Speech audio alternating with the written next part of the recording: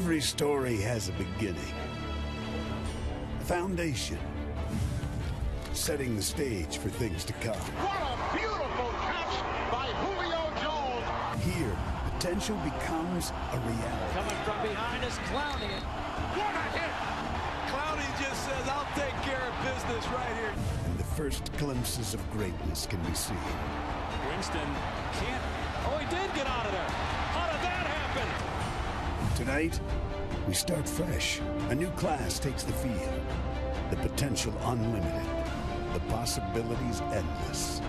Tonight, the stars of tomorrow begin their journey towards greatness.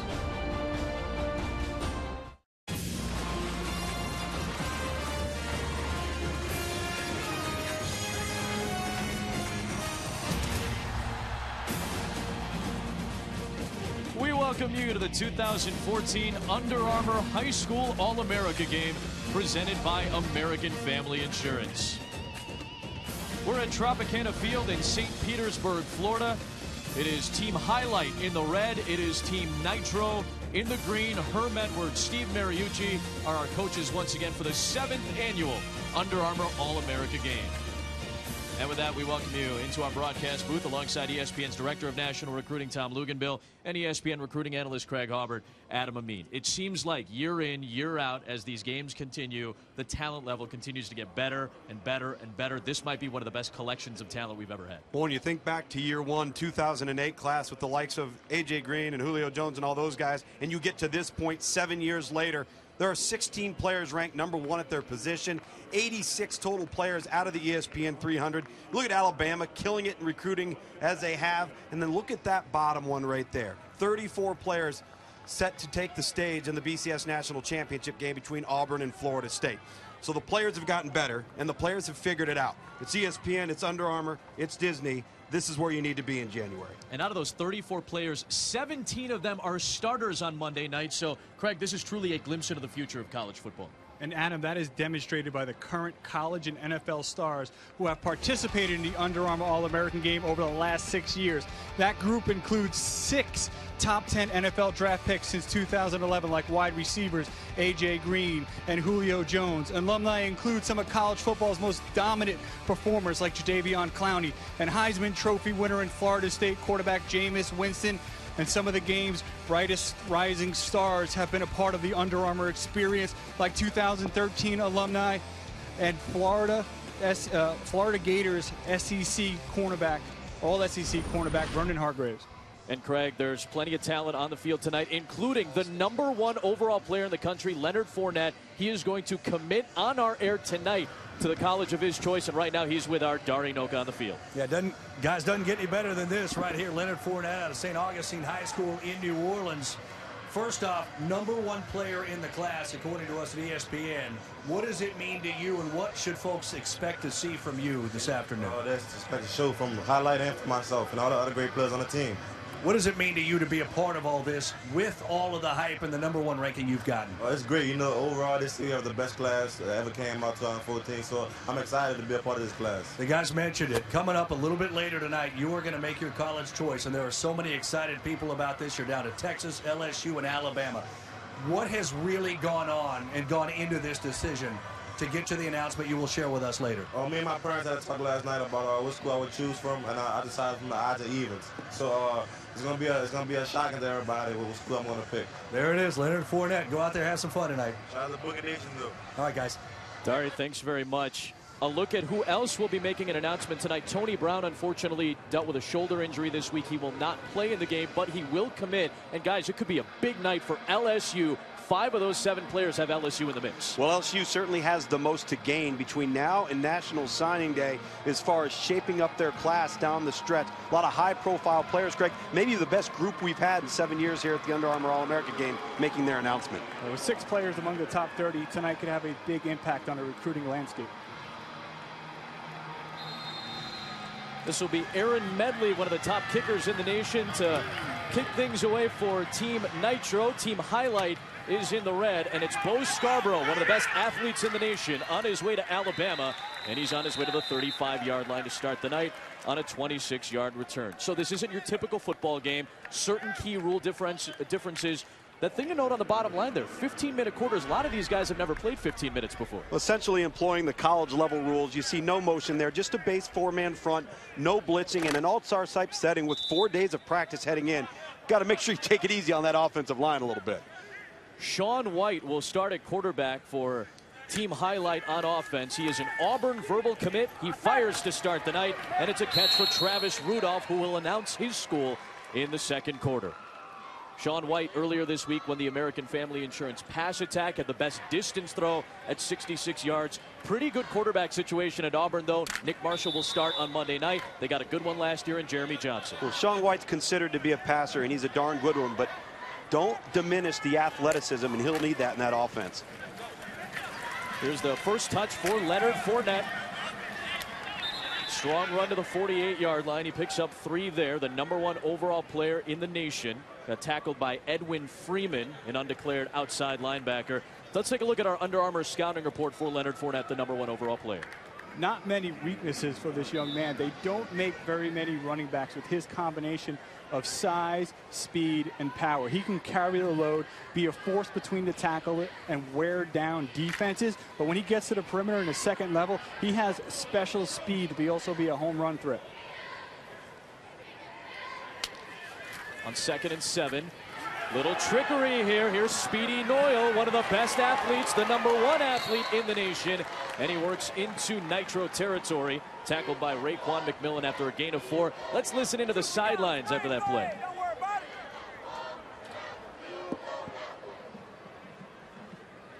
Be ready, coach. Be ready for 4th down. Herm Edwards, Steve Mariucci are our coaches once again here for this Under Armour All-America game. Well, let me see if there's a sack. Let's see. White floats one out there, and it is nearly caught. Intended for Ja'Cory Washington, great tight end who's on his way to LSU, and it brings up 4th down. Good coverage that time by the linebacker Freeman. What impressed me on that initial drive, look at the pocket. They give Sean White some time to complete the pass, and it's on the money. It's just a matter of Ja'Cory Washington just bringing it in with both hands. Yeah, that ball's got to be caught. And looks like Herm Edwards, head coach at Team Highlight, going for it here on 4th down. He likes his chances on 4th and 3.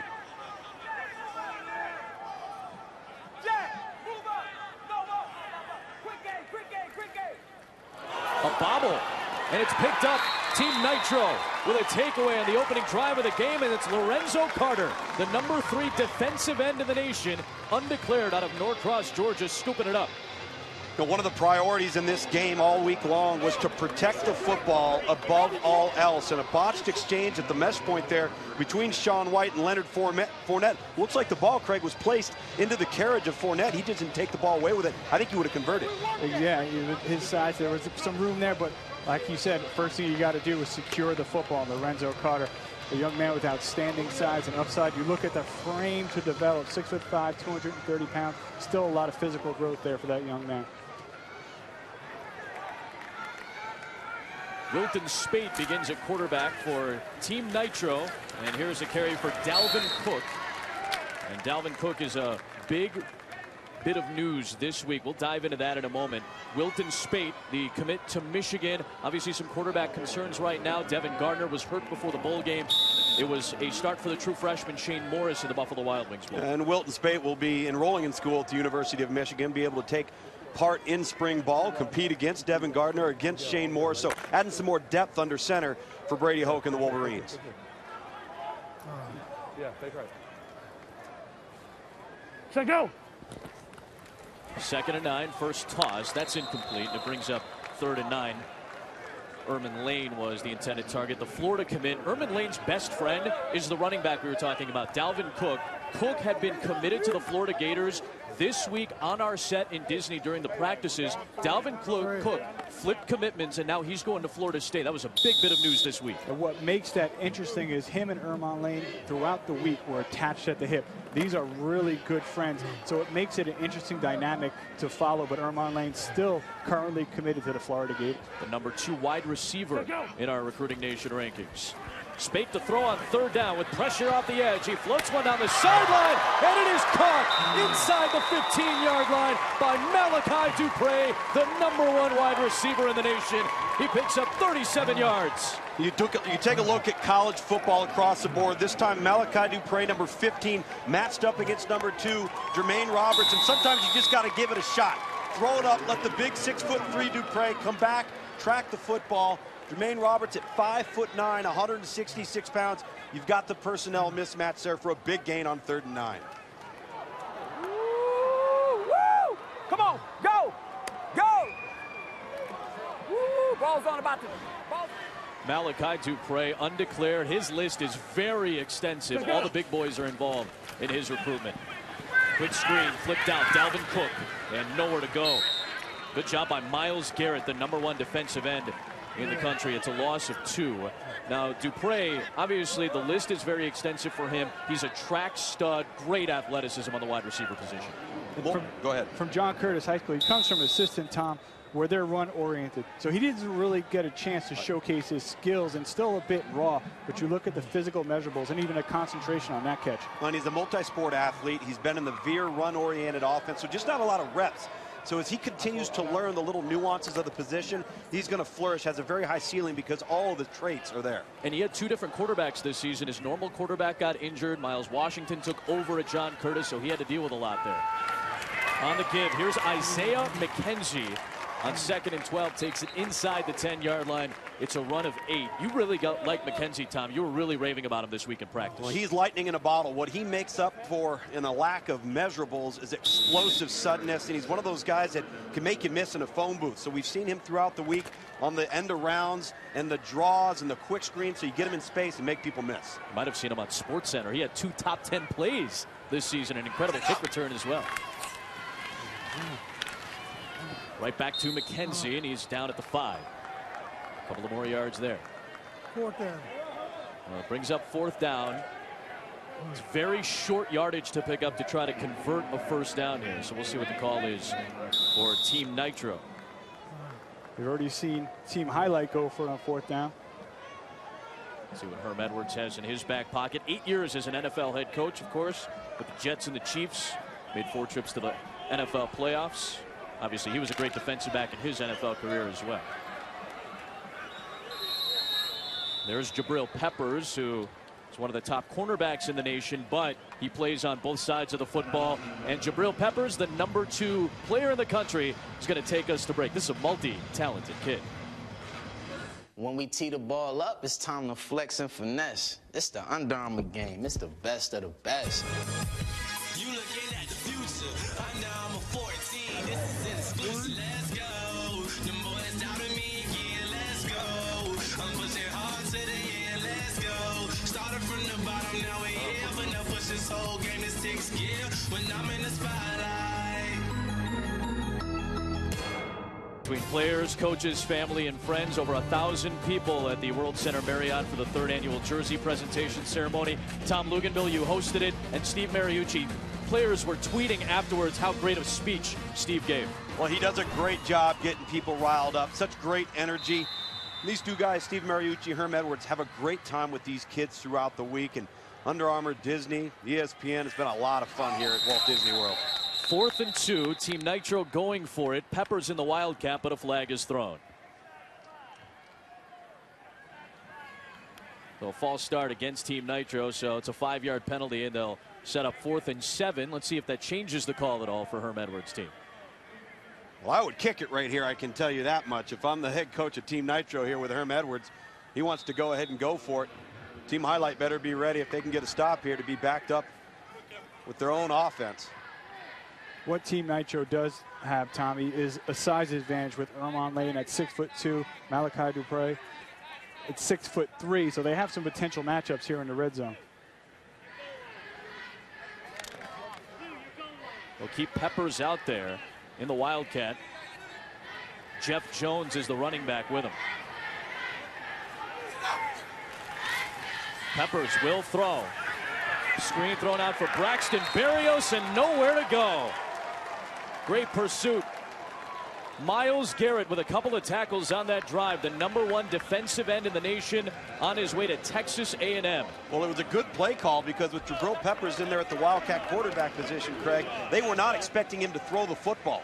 He comes out, makes the throw. Barrios, this is where the speed factor changes from the high school to the collegiate level. Look at Myles Garrett running him down. I looked at my depth chart and said, I don't see a number 15 linebacker. How did that guy get out there so quick? It was the defensive end, Myles Garrett. Outstanding athleticism for that Texas A&M verbal commit. Now 1st and 10 for team highlight, and Rock Thomas will get the carry. Guys, Texas A&M has really struggled on defense. They gave up over 30 points a game, dead last in a couple of defensive categories. That's in the SEC. Well, Mark Snyder's got a very young group. They played a tremendous amount of true freshmen, including Deshaun Hall, another defensive end. So they're trying to build some depth there in a different caliber of player. I think he steps in, Myles Garrett does, to the Aggie defense and is going to have an impactful freshman season for them. Sean White, the Auburn Tiger verbal commit, still in at quarterback, and he whips one to Chris Godwin. He's a Penn State verbal commit, and he's able to pick up the first down. Now, Penn State obviously is a huge story this week. Bill O'Brien, just as he did last year, this time of year, the Cleveland Browns interviewed him around the Under Armour game last year. There was some concern with commits. He decided to stay. This year, he takes over at the Houston Texans, and now Penn State needs a new coach. You figured that was going to be a common theme, even if he had stayed, but he now made the jump to the NFL. White to throw once again, pressured off the edge. Still on his feet, but dragged down from behind. Good effort by Ronnie Clark. He's the number 12 athlete in the nation, playing safety here, the Alabama verbal commit. It's a 3-yard pickup, though, for White, and it brings up 2nd down. The guys, is a huge news with O'Brien continuing. Yeah, with Bill O'Brien, you know, now these prospects, both DeAndre Tompkins and Chris Godwin, in a wait-and-see approach. The dead period's still in effect right now, so from a recruiting standpoint, both those guys are going to start getting a lot of phone calls, and then January, a lot of coaches are going to be in their homes. 2nd and 7. Pressure coming on White. He got rid of it before it got there, and he's able to complete the pass to Bo Scarborough. Steve Mariucci, a former college quarterback, liked that play. Steve Mariucci doesn't like the spot, though.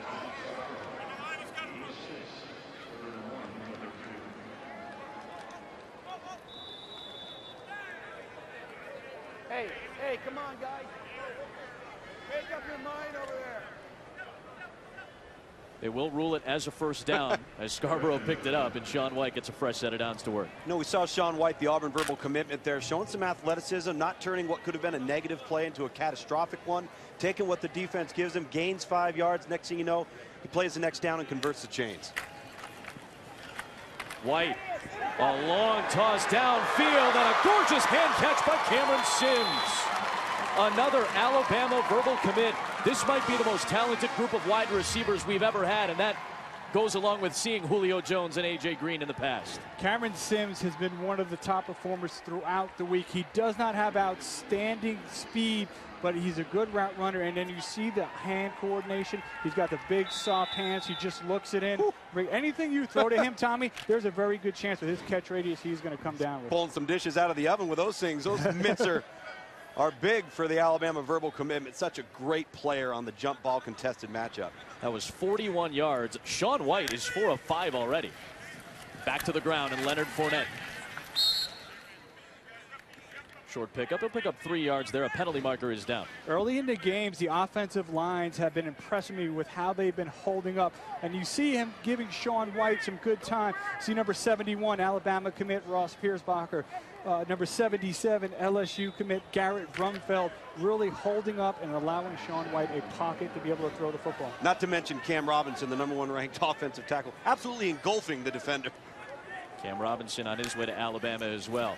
They picked up the penalty marker, so it's 2nd and 7 for White, who throws back to the other side of the field, and it's a touchdown for team highlight, Ja'Cory Washington.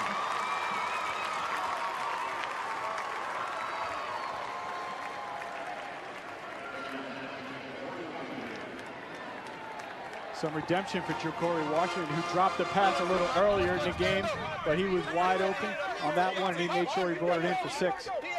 Really well executed. That play offensively had a nice feel to it, well protected up front.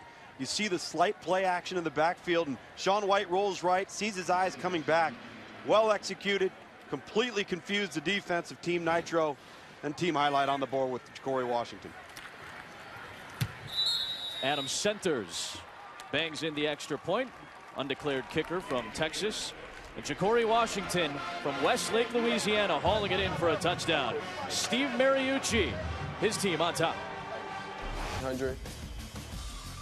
Find out what I'm coming to school at next. Texas A&M and LSU both in the mix for the Edna Carr High School football player out of New Orleans. #1 athlete in the nation, #8 overall player, and he's just the first of 7 announcements we're going to have, including the #1 overall player, Leonard Fournette. And Ja'Cory Washington, the LSU verbal commits, coming up with the touchdown grab, and Team Highlight on top to start the night.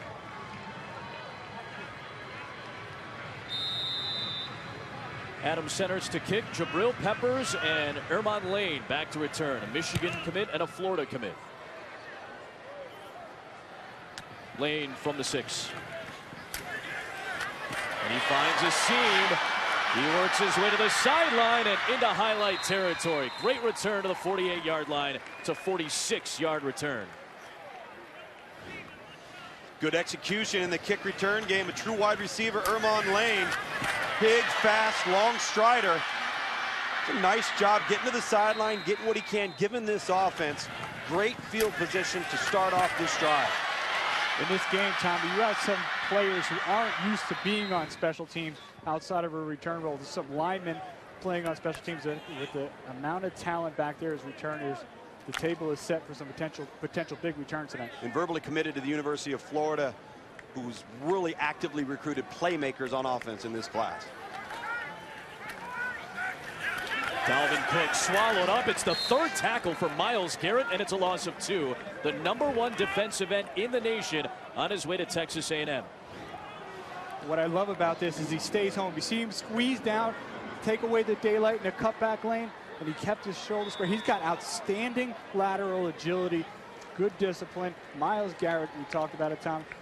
As he continues to fill out that frame, we're talking about a player with the potential to be one of the more dominant defenders in the SEC. Yeah, without question, it's just a matter of time, and that's what a college weight program is going to do, some maturity, give him the opportunity to bulk up and be able to anchor versus the run, because that's ultimately what it's going to come down to. 3 tackles for loss already for Myles Garrett. Stepping up, it's Spate, and he gets dropped down at the 42-yard line. You saw Lorenzo Featherston there. That was another big piece of news for Florida State. He's going to be on his way to the Seminoles as well. The rich get richer seemingly year in and year out on defense for the Seminoles. Yeah, this was a bit of a surprise, Featherston committing to Florida State, but it was a good pickup as he's a defensive lineman with outstanding upside. You look at that frame, look how long and lean he is. He's not an immediate impact type player that maybe potentially Myles Garrett is. But once you get him in a college weight program, start to fill out that frame, that's when he can really start to truly take advantage of his skills. Let's go. 3rd and 4. Pressure off the edge on Spate again, and he'll go down, and it's Myles Garrett again. 4th tackle for loss already for the Texas A&M Aggie commit. He's getting after it off of the edge and does a great job. A terrific job coming off the edge there, and nowhere to go with the football for Wilton Spate looking down to the secondary. Everybody's locked up. Hey, when we're done here today in St. Pete, we're going to take you to the All-State Sugar Bowl, #11 Oklahoma, #3 Alabama. Coverage beginning at 8 Eastern on ESPN and also live on Watch ESPN. Alabama, last 2 national titles, last 2 #1 recruiting classes, and currently the #1 class as well for the Crimson Tide. We'll head into the end zone, and it's a touchback. As Team Highlight will take over with a 7-0 lead. Good punt that time by Gary Wunderlich.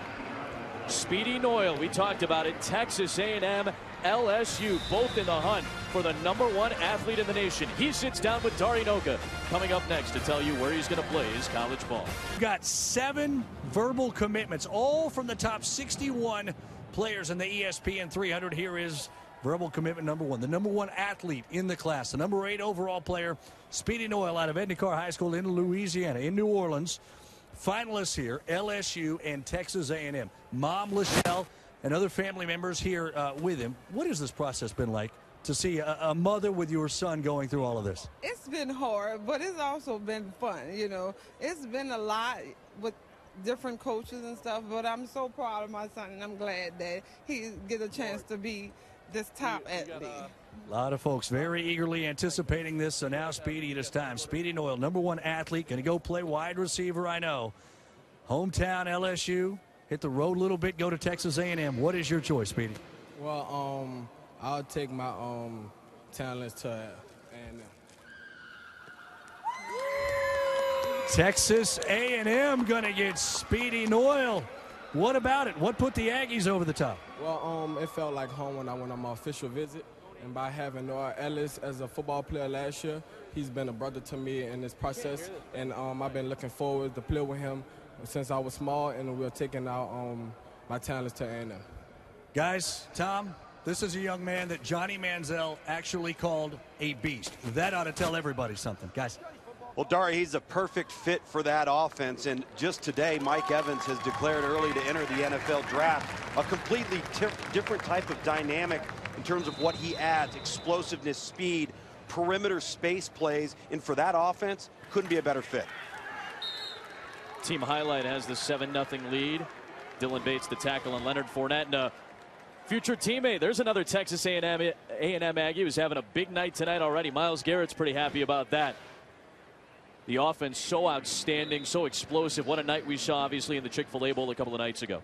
Well, whoever the quarterback is going forward for Texas A&M, they're going to have an opportunity. It could be a true freshman in Kyle Allen. They're going to have an opportunity to have some great players around him. And with Speedy Noyle, he's been a Wildcat quarterback college. He could help fill some of that potential big play void that they may lose when Johnny Manziel moves on. Michael O'Connor is the new quarterback. The Penn State verbal commit, whipping it downfield, and he overthrew his intended target. He was looking down the sideline. That was Travis Rudolph who was the intended target. Guys, Texas A&M the last couple of years since the move to the SEC, since Kevin Sumlin stepped into the role as the head coach in College Station, the Texas battle is leaning towards College Station now in Texas A&M. Absolutely. With Myles Garrett and Speedy Noyle now committed, Texas A&M now has a #1 rated defensive end and #1 rated athlete in their class. And this is big about not only the shift to power potentially in the state of Texas, but Speedy Noyle was somebody, a lot of fans thought that LSU had a very good chance to keep at home. We talked about the big night that LSU could potentially have. The very first commitment hasn't gone their way. Bo Scarborough couldn't haul it in. Quincy Wilson had the coverage. Texas A&M has the #4 recruiting class coming into the rankings this week. And they add Speedy Noyle to the mix in College Station, #1 athlete in the nation, on his way to Texas A&M. A first of just the announcements tonight. We've got 7 announcements total coming up tonight. And our first punt of the night for Team Highlight. Get the ball back to Team Nitro. Hopefully they can take advantage of it on offense.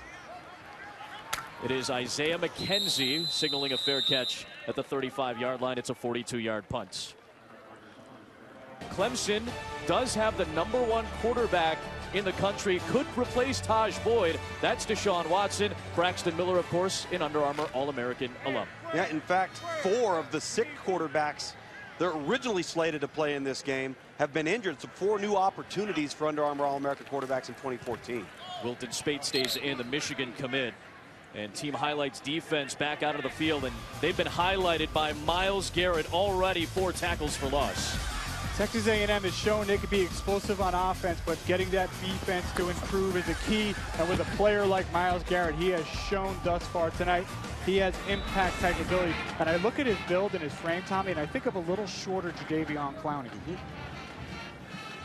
No, Wilton Spade offensively here for Team Nitro's got to start shaking the rust off. He hasn't been overly accurate, and he's got to get the ball out of his hand, give these guys a chance to make some plays. Here's Jeff Jones, the Minnesota verbal commit, and he's close to the sticks. They mark him down right at the 45, which was the line to gain. Now, guys, Minnesota running backs, that's a pretty big-time role. There have been some great ones in the past. Lawrence Maroney sticks out. This is a big commit for Minnesota. Well, I've broadcasted a couple of games this year with the University of Minnesota, and this is an offensive defining prospect, a player that they don't currently have on their roster. He's had a wonderful week, Craig, here, and he's stacked up very, very well, because the week is really what you evaluate. how do you perform if things don't go your way? For the first time for just about all these guys, it's their opportunity against somebody who's as talented, if not more, than they are. We've talked about Florida losing Dalvin Cook during the week. The Minnesota commit has been contacted by Florida. They're trying to get in the race for the talented running back. Boy, Wilton Spade got barreled from behind by the Texas verbal commit Derek Roberson out of San Antonio, Texas, number 8 defensive end in the nation. How about that rush off the edge between Roberson and Garrett right now? This young man, you see him, just a speed rush, came around the corner, got a decent job dipping the inside shoulder. The offensive tackle opened up. Jawan Bushell-Beatty, the Michigan verbal commit, he just opened up too quick, gave Roberson a soft corner and a savvy pass rush, and he was able to take advantage of it. Jawan Bushell-Beatty at left tackle for this ball club in Team Nitro. On his way to Michigan, they lose Taylor Lewan, likely to the draft. Back to Jeff Jones, another Big Ten commit. Just shy of midfield, picks up 5 there. You know, from a passing game standpoint, a lot of 5-step drop out of the shotgun. I don't know right now if Team Nitro is capable in the offensive line of holding up versus the likes of Myles Garrett and Texas verbal commitment. Derek Roberson, those little 5-yard hitch routes out wide, maybe to an Ermon lane. Some of these prospects in space just make the easy pitch and catch throw. Let the speed guys do the rest. You saw Andrew Brown in the middle there at defensive tackle, the number 1 defensive tackle in the nation. This is a tough defensive front right now for Team Highlight. They put pressure on Spade and force him out of the pocket. He fires for a first down. It's caught by Braxton Berrios. Finally dragged down at the 24-yard line. 26-yard pass play. Jermaine Roberts, the Texas commit, finally caught up to him. Good job by Spate moving in the pocket, moving the pocket. 6'6", 230 pounds, a much better athlete than you might think. But the best thing that he does here, he's got the ball cocked and ready to throw, shoulder square, eyes downfield under duress. So he's not looking down at the rush. He's looking for an option. They'll run at the last shot. Finds Braxton Berrios, the Miami verbal commitment. And you know what? Team Nitro's had some plays, Greg. They just can't seem to close the deal. Well, bobbled that snap a little bit, but still got it off to Jones. And he picks up 9 yards as Roberts upends him. Nitro's been doing a nice job on the interior of the offensive line, opening up some running lanes. The way they're slowing down the likes of Derek Roberson and Myles Garrett, the Texas and Texas A&M verbal commitment, is to get them to come upfield and allow them to do it. Slip it right underneath. The lone touchdown in the first quarter belonged to Team Highlight. It was Ja'Cory Washington coming away with it. The LSU Tiger verbal commit getting Team Highlight on the board. We head to the second quarter in St. Pete.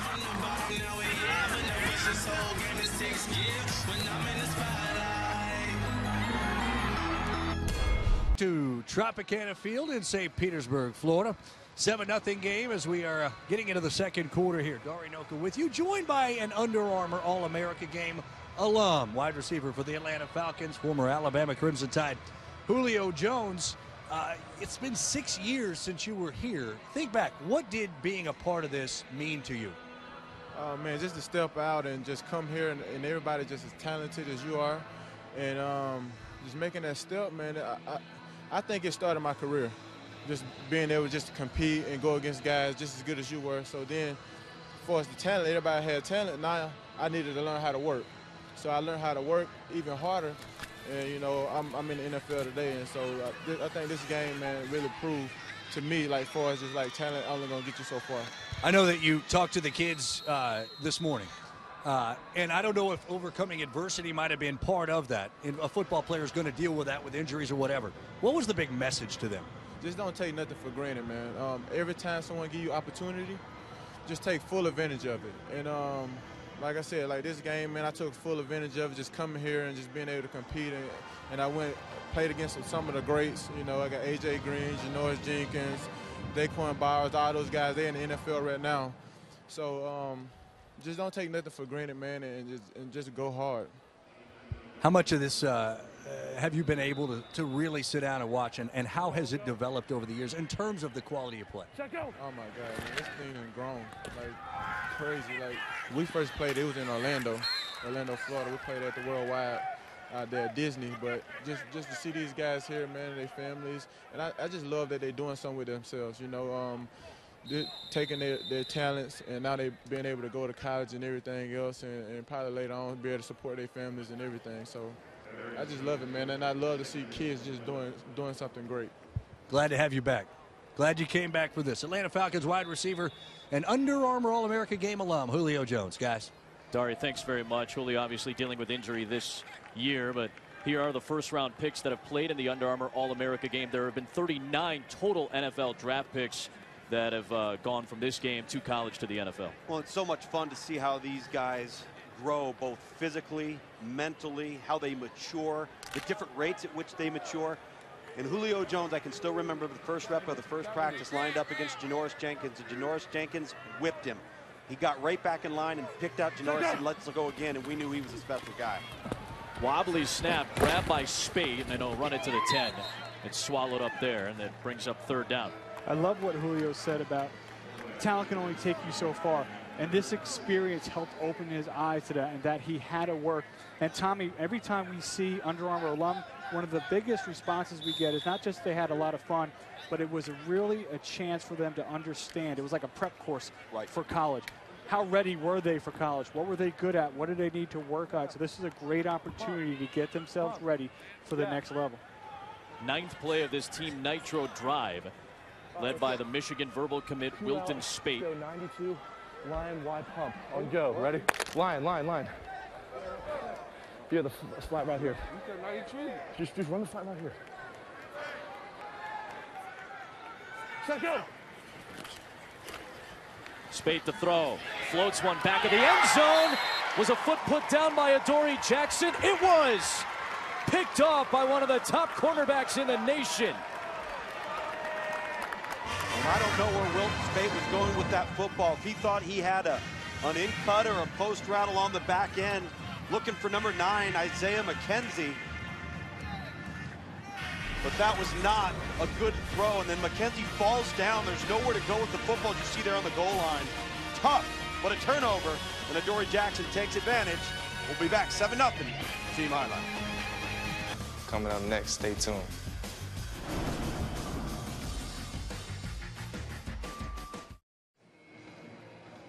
That decision between Alabama, Florida State, and Auburn for Travis Rudolph, undeclared number 7 wide receiver in the country out of West Palm Beach, Florida, at a pretty good coach at Cardinal Newman High School, Steve Walsh, 11-year NFL veteran. His coach, he's undeclared. He will declare soon. Adoree Jackson is also undeclared, and he is the number 2 cornerback in the nation, coming away with an interception for a Team Highlight defense that has shown up and shown out so far. He's a premier player, very similar to Jabril Peppers in the sense that he can play on both sides of the ball, returns kicks and punts. Same high school, Sarah High School, of former Under Armour All-American Marquise Lee. O'Connor, the quarterback, gets dragged down. It's a sack by Deshaun Hand. And on the last drive, Steve Mariucci, the head coach for Team Highlight.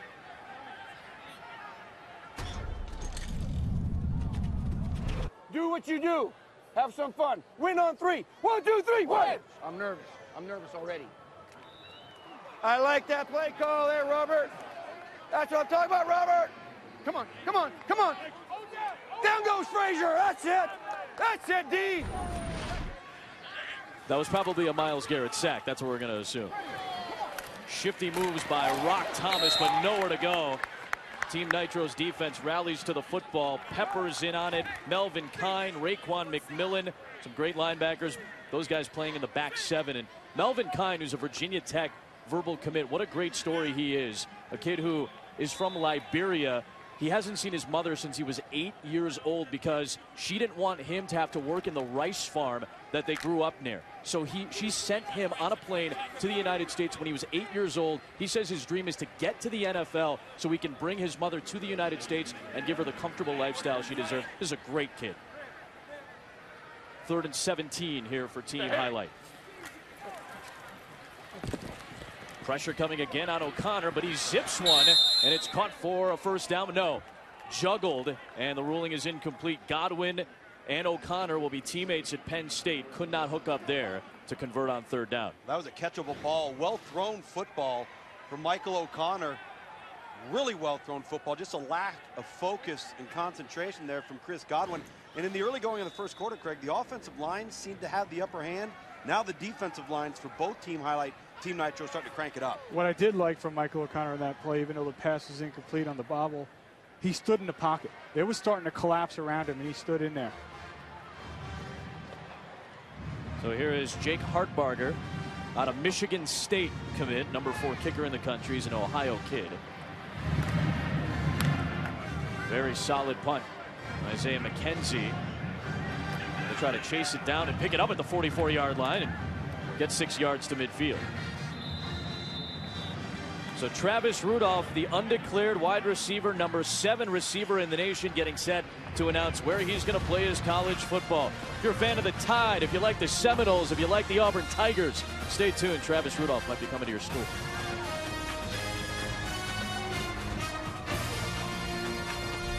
Back with you. Welcome back to St. Petersburg. Still a 7-0 football game here early in the second quarter. It is time for an American Family Insurance verbal commitment. We bring in now number 7 ranked wide receiver in the ESPN 300. Number 61 overall, Travis Rudolph, 6'1", out of West Palm Beach, Cardinal Newman High School. You got some pretty good choices here. Auburn, Florida State, and Alabama. Those 3, they happen to be the top 3, not in that order, of course, in the BCS standings. Mom Linda, you know he's got some great options here. What must this be like for you? It's very overwhelming. I just want my son to be happy on the field and off the field for academics and sports, and wherever he chooses, he have our blessings. Auburn, Alabama, Florida State. Number 7 wide receiver out of the state of Florida. Where will you play your college football, young man? I'm taking my talents to Tallahassee. Go Noles. There are clearly some Seminole fans here inside the Trop. Florida State getting a top wide receiver. What about Florida State here as they get ready to go play in a national championship? When I first landed on campus, I just felt that it was a place to be. And I prayed on it, did my homework on it, and that's where I wanted to be. All right, there it is. Florida State getting a good one. Tom Luganville, what does he bring to Jimbo Fisher's team? Well, Dari, he brings tremendous ball skills, and for a young player at wide receiver, he's a very precise, disciplined route runner. So often at the high school level, guys are just winning on athleticism. He understands how to attack alignment, eat cushion, utilize leverage, and get open, and then he catches everything thrown within his area code. And you look at the needs being met by Florida State. A great job at the linebacker spot as well. New quarterback is in for Team Nitro. That is Morgan Mahalik. He is a verbal commit to the University of Oregon, and he's an interesting story because very similar to Marcus Mariota. Mariota is a guy who didn't start at quarterback until his senior year of high school. Same situation for Mahalik, who was playing behind the Cal quarterback who had a very good freshman season, Jared Goff. A lot of athleticism for Morgan Mahalik. A ton of it. Played as a Wildcat quarterback as a junior and sophomore, returned kicks and punts, has played receiver, so you know in a spread offense, he's the ideal fit. He is filling in for some injured quarterbacks, getting a spot. And here's some of that athleticism on display. And had it not been for Rashaan Evans, he would have bumped off for a longer run here. Here are some of the changes that we've seen at the quarterback position for this game. Well, Clemson verbal commitment to Deshaun Watson. You see Justice Hansen, David Cornwell, all injured guys late in their senior years, so that's disappointing. But what that did do is open up opportunities for Sean White, who's already thrown a touchdown. Rafe Peavy verbally committed to Arkansas. Michael O'Connor, who we've seen, and now Morgan Mahalik committed to Oregon, we're seeing as well. So many good players out there nationally and good opportunities after some guys have been injured. You see right there, Deshaun Watson verbally committed to Clemson. And he could very well compete for the starting job, Dabo Swinney said, next year. Stretch by Jeff Jones running right. He works inside the 35-yard line. Speaking of Florida State, they just got another commit. Travis Rudolph is heading there, and he'll be watching when number 1 Florida State takes on number 2 Auburn. You can check out the game in 8 different ways. Check this out. ESPN.com/megacast. 8 different ways to watch the game coming your way on Monday night, but of course the game broadcast on ESPN at 8 Eastern, also available live on Watch ESPN, the Vizio BCS National Championship game, the final BCS National Championship game. So do you guys think Florida State is a fan of Under Armour All-America Week? Dalvin Cook, Lorenzo Featherston, now the talented wide receiver Rudolph. It's been a good week for the Seminoles. Quick screen thrown outside. It'll be good for a first down for Ermon Lane, but a good play by Jalen Tabor, who's going to announce where he's going to play his college football tonight. That'll come your way in the third quarter. interesting mix of two schools, Alabama and Arizona. He's got a lot of folks guessing right now. That was a tremendous tackle on the perimeter there. He doesn't make that tackle, Lane might go for a touchdown. And isn't that what college football has become about on defense? Who can make plays in space, not just offensively, but defensively? And Tabor brings great size to the perimeter as well. He's 6'1", 188 pounds, and he's a good space tackler as well. Good body control for a tall corner. Up the middle, Jones gets a short, maybe half-yard gain, but Myles Garrett helping out on the tackle, along with Thomas Holly, the Penn State verbal commit, and brings up second down. Thomas Holly, number 55, an interesting story. This is a young man who played basketball earlier on, didn't start playing football until his junior year. Think about that. Started the game of football as a junior. Here he is 2 years later playing in the Under Armour All-American game. And he comes from a very good basketball school, Lincoln High School in Brooklyn. He's one of only 2 New York players in the ESPN 300. He's the only New York guy in this game. And he came from Lincoln, from Christ the King, another very good basketball school, yeah. He was a good basketball player, but he realized he had more upside in the game of football and has taken to the game very quickly.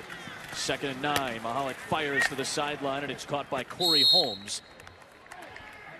Good perimeter tackling once again for Tabor. Again, he's going to announce in the 3rd quarter tonight. Friendship Academy in D.C., number 5 cornerback in the ESPN 300. Another good open field tackle, that time against Corey Holmes, verbally committed to Notre Dame out of St. Thomas Aquinas High School, which has produced so many terrific collegiate and NFL players. Really, Corey Holmes has been one of those guys throughout the week that every time you peek over your shoulder, somebody's making a great catch or making a catch in traffic, and it's Corey Holmes. And so when you're matched up against the likes of a Jalen Tabor, some of these other fast, explosive, and tall corners, you got to find ways to make people miss and get open. 3rd and 3, and Mahalik will toss it late. Jeff Jones, perimeter blocking, trying to get to the 19. He was tackled right near the sticks. First down, good. First down, come on. You hear Herm Edwards. Way to go, 2-1. No, it's such a great message with Herm Edwards as we listen to him talking to his offense and Steve Mariucci, because throughout the week we try to create a training camp type atmosphere. Hold players accountable. Be where you're supposed to be. You have a schedule, whether it's meetings, whether it's taping, whether it's training table and practice. And these guys have really become acclimated to a schedule this week. Design run for Mahalik, and he's to the 15. Trey Williams on the tackle after a 4-yard pickup. And Trey Williams, this is a really talented group of linebackers that we have. Williams on his way to Auburn out of the same high school as a couple of Alabama guys, A.J. McCarron and Mark Barron, who's now playing for the Tampa Bay Buccaneers. And his teammate is Chris Casher, offensive lineman, who is also in this game and committed to Alabama. But in Trey Williams, you look at the size, good height, thick build. He is a downhill between the tackles run stuffer. Do you think about for Auburn? That defense has come up and made plays when it's needed this year, but it's still an area that needs to be improved, especially up the middle, stopping the run.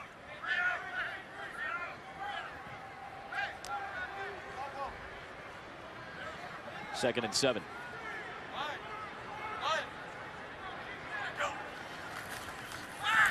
Mahalik. Well, that was a tough catch made. Jeff Jones on the outside. Still on his feet.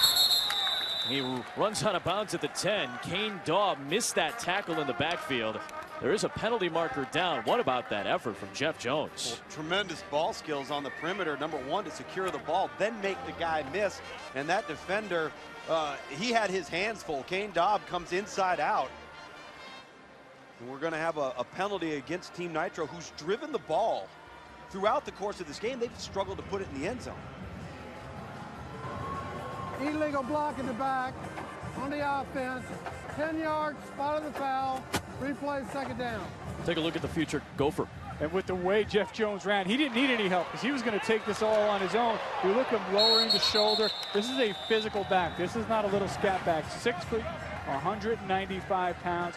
He is physical, does a nice job running behind his pads. What every one of these players has talked about throughout the week is how quickly the gap closes. Whether it's quarterbacks and how small the windows are now, whether it's running backs in space in the pursuit and how quickly it's getting there, or how quickly the holes close. That's what they're getting a taste of here, what it's going to be like at the next level. 2nd and long. Mahalik throws a little low. An incomplete for Corey Holmes, the Notre Dame Fighting Irish verbal commit. That was the 10th play of the drive, which has taken up 6+ minutes. As Tom mentioned, this has been a long drive for Team Nitro. Well, they've been down here several times, and they've gone for it on 4th and down. It may be time to start getting some points as we listen to Morgan Mahalik talking to Coach Steve Crosby, a longtime NFL coordinator, most recently with the San Diego Chargers for almost a decade. Morgan Mahalik will go in. We've seen him running the football, seen a couple of nice throws. Should have hit that slant route to Corey Holmes, the Notre Dame verbal commitment. Let's see if they can get something punched into the end zone here. Mahalik's uncle is very good friends with Mark Helfrich. He's going to ease into the Oregon system well. Throws a little comeback towards the pylon, and it's incomplete. Ruled by the official for Ermon Lane, the Florida Gator verbal commit. Coverage that time from Calvarez Bissett, the Auburn Tiger commit. Let's get another look at this one. There is no instant replay. Oh,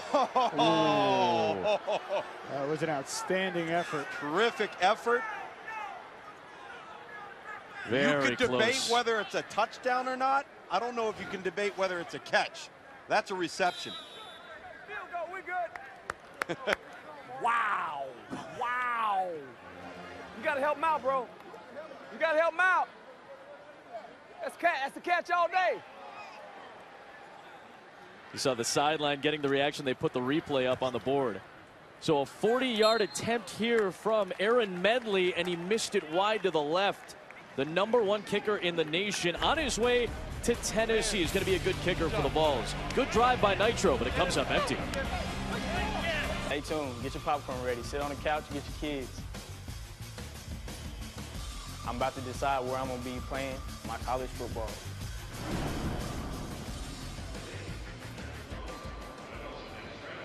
He's going to get ready to declare either LSU or Florida coming up in just a little bit. It's our 7th annual Under Armour All-America game presented by American Family Insurance. 7-0 lead for Team Highlight, which takes over, stopping a long Team Nitro drive, which went over 6.5 minutes. And a new quarterback is in, Brandon Harris. Speaking of LSU, a great effort yesterday by the Tigers. They get the win over Iowa in the Outback Bowl, and they started a freshman quarterback in Anthony Jennings. And a nice live arm for Harris, and he finds Speedy Noyle. He works his way out to the 38-yard line. They could have been teammates, but earlier today, Speedy Noyle declaring to go to Texas A&M. Well, go ahead and get a glimpse of the arm power of Brandon Harris as he just throws a nice hitch, good and accurate, nice confident throw, and Speedy Noyle does the rest. Short throw, let the athlete make the play in space, but this ball jumps off of Brandon Harris' hand. It has all week, one of his most impressive traits. That was 18 yards. He goes back to the air, and a catch made by Travis Rudolph. And Rudolph breaks down the sideline. Shoved out of bounds at the 34-yard line by Hootie Jones, but Travis Rudolph just declared where he's going to play. He's going to Florida State. You see, talked about him being a sharp route runner, Tom. He sat on it, and then the run after the catch didn't wrap up Jabril Peppers, but afterwards he was able to go on and pick up extra yardage after the catch. But the offensive line on this drive has done a great job as well on those 2 passes, giving a pocket to Brandon Harris. The Florida State Seminoles coming into today the #6 class, and they got Travis Rudolph just moments ago. 28 yards on the previous play. Harris rolling, throwing to the end zone, and it's incomplete for Bo Scarborough. And it brings up 2nd and 10. Jabril Peppers had the coverage. Talk to me about this guy's motion, guys. You really enjoy watching him and watching him move, and the athleticism in the arm. Such a high ceiling for development. He can really square the shoulders and then unleash it. He's got natural wrist velocity. That ball is speeding at a bunch of revolutions, so he can make all of the throws on the field and still make those types of throws on the dead run, as we saw right there. And at times, guys, during practice, he had some issues while moving and throwing. He looked very good there. 2nd and 10. He keeps it. I look like Nick Marshall looking for Sammy Coates there for a second, and he steps out of bounds. Quincy Wilson chases him out. So I know, guys, Cam Cameron's name has been thrown out there maybe for some potential jobs as a head coach, either in the NFL, maybe either going as a coordinator back to the NFL. Right now, though, as the offensive coordinator of LSU, what does a guy like that with all of his experience bring to a guy like Harris? Well, he's a talented coordinator. And I think the thing to remember with Brandon Harris is the physical tools are there. I think he's going to need a bit of a development time. He's not in my opinion, Tommy, a plug-and-play type guy at the quarterback position. You give him a year to keep developing as a player, he could be special. Harris being chased, and he gets swallowed up. Chad Thomas chased him down. The Miami verbal commit out of Booker T. Washington High School, number 7 defensive end, ran down Harris. It's a loss of 9, and it brings up 4th down, and a punt's coming. The first real negative play from Brandon Harris where he could have just thrown the football away. Don't take the significant loss. But this play right here at the normal high school level, he probably pulls a rabbit out of his hat. He's able to elude the rush. He makes a play or he makes the defender miss. But talent is no longer something in his favor, particularly with the defensive pursuit. Let it go. Let it go. Jake Hartbarger with the punt. Let it go.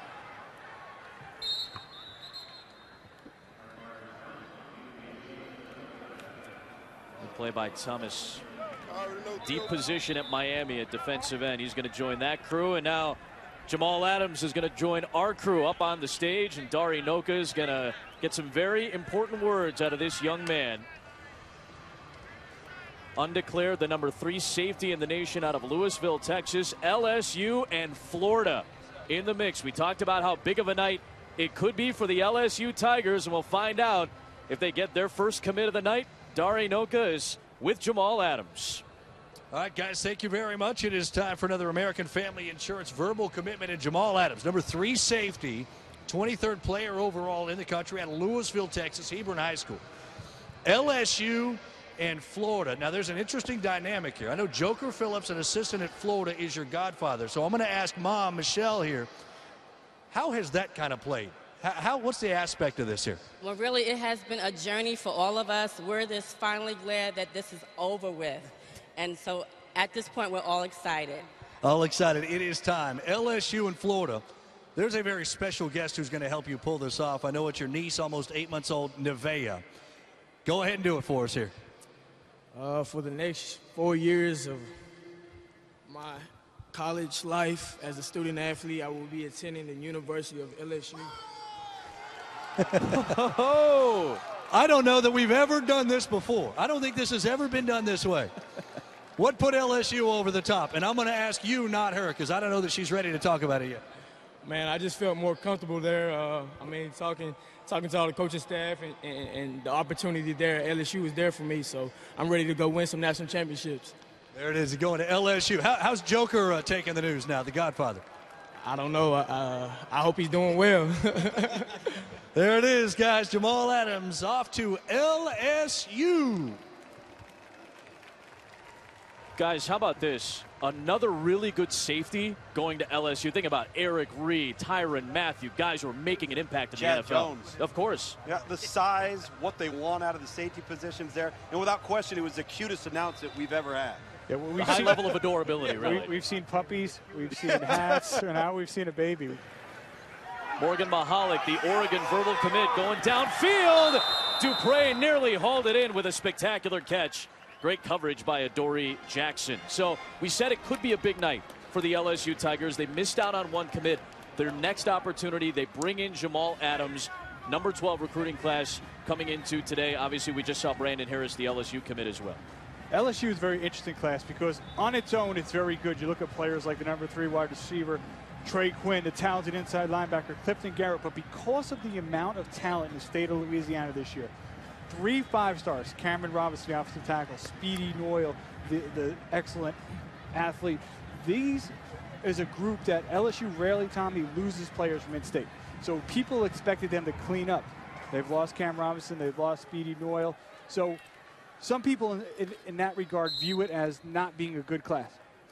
Well, all I know is the rich have continued to get richer in Baton Rouge. LSU recruits at a high level because they do have a fruitful pool in their backyard.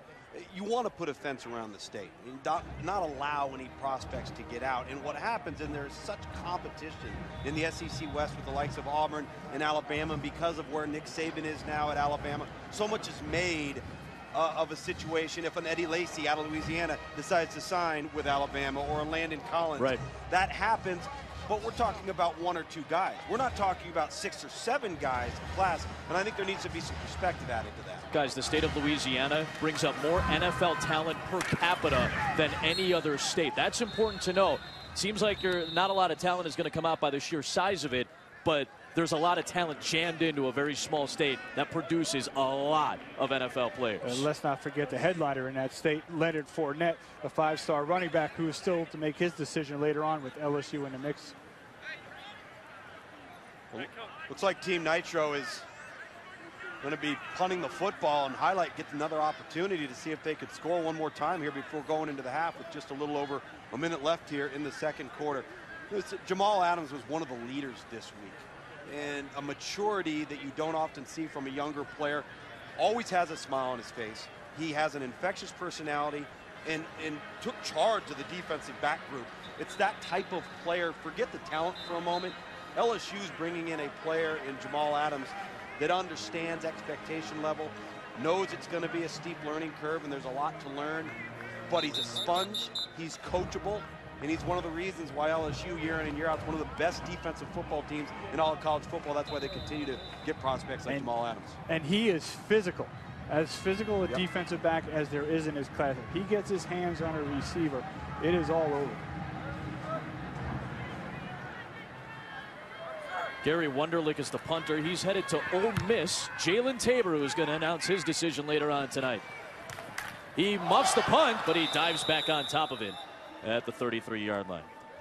Well, guys, the Wounded Warrior Project is a veteran service organization. It offers a variety of programs and services for wounded veterans. It's gone on since the events of September 11th. Under Armour and Wounded Warrior have been partners for over 5 years now. Under Armour actually employs 12 Warriors through the Warriors to Work program. It's a phenomenal program, and we're always lucky because during the week we get to see these guys at practice. We get to talk to them. We get to associate with them and interact with them. They were on the field for the coin toss before the game. Maybe one of the best things that Under Armour does all year long. I know I'm a huge fan. I'm a huge fan of all of our armed forces. Team highlight, as Tom mentioned, has some time here. Cameron Sims, the commit to the Alabama Crimson Tide, makes that catch. Another Louisiana guy that, quote unquote, defected, but he steps out with 46 seconds remaining on a 5-yard toss from Harris. Let's see how Brandon Harris manages the game here. A few short days of practice leading into the game, so you get into a few 2-minute drill type situations. Not a lot of no huddle, but utilize the sideline. See if you can move the football here and at least get into scoring range on a field goal. On 2nd and 5. We've seen this a lot from Harris running, and that ball gets jarred away from behind by Lorenzo Carter, but out of bounds, and it brings up 3rd down. Good speed off the edge for Carter. He's got his top 4, by the way, narrowed down: Georgia, Florida, Florida State, and LSU. I wonder if some of these guys who commit tonight, if that ever makes an impact to the guys who are still undeclared. You talked about good speed, Adam. That's putting it lightly. One thing Lorenzo Carter could do is he could fly. This is a young man with outstanding straight line speed. He just needs to keep developing that frame. But once Brandon Harris got out of the pocket, I'm sure he didn't expect a defensive end to run him down. Yeah, you better secure the football a heck of a lot better than that. 3rd and 6. Pressure getting to Harris. Swallowed up once again. Gerald McDowell is somebody to keep an eye out for. We talked about last year how good Ole Miss was in terms of bringing in great defensive talent like a Robert Kemdichi. Another guy who's going to be joining the defensive line in Oxford. Well, Gerald McDowell, so you see that swim move. The club with the right hand came over with the left. He is so quick. Now, he is an undersized defensive tackle, but what he is a good football player. And you think about Ole Miss, they've had some success with undersized defensive tackle. A former Under Armour All-America alum, Isaac Gross, who's been a starter since a freshman year at the nose tackle position. Gerald McDowell's a little bit different of a player, Tommy. He's not quite as naturally strong, but I do think he is a little bit more agile and quicker than Isaac, and he can be disruptive. Every bit as explosive off the football. Same physical measurables is there. Hugh Freeze and the Rebels putting together a defensive front. 48-yard kick. That gets bobbled, and it's going to be picked up by Team Highlight. Speedy Noyle grabs it, and how about this? There's still time left for Team Highlight to extend its lead. Couple of muff punts on back-to-back kicks, and that time McKenzie could not hold on to it. Probably not a wise decision that time for Isaiah McKenzie not to go ahead and signal a fair catch. And to be honest with you, I'm a little surprised the flag wasn't thrown there for catch-kick interference. But no flag. Team Highlight recovers. Speedy Noyle puts Team Highlight right around the 20-yard. It's going to look like it's going to be about the 27-yard line. And back into the game, Adam and Craig, it looks to be Sean White, the Auburn verbal commitment, who was the most productive of the quarterbacks as far as getting them in the end zone in that first quarter, started this game.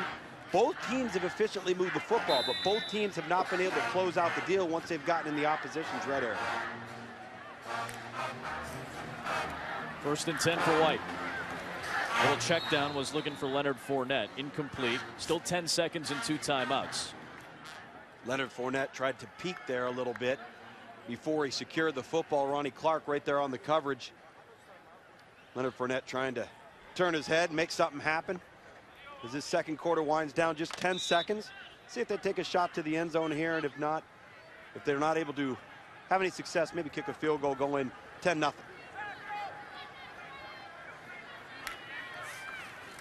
Second down.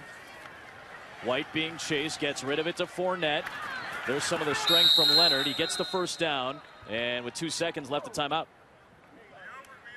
Kick it. That was good. Raekwon McMillan ends up making the tackle there. Yeah, you see that? Good feet. On Leonard Fournette. Fournette does a nice job moving the chains. It stops the clock. You've got a timeout called. Let's get the field goal team on, kick the field goal, and go up 10 into halftime. And it'll be Adam Centers who lines up for the field goal kick. Undeclared number 3 kicker out of Coppell, Texas. 195-pounder. 34-yard try. They try to make it a 2-score lead for Team Highlight going to halftime.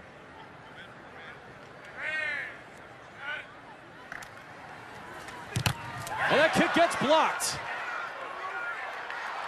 Jabril Peppers with the block.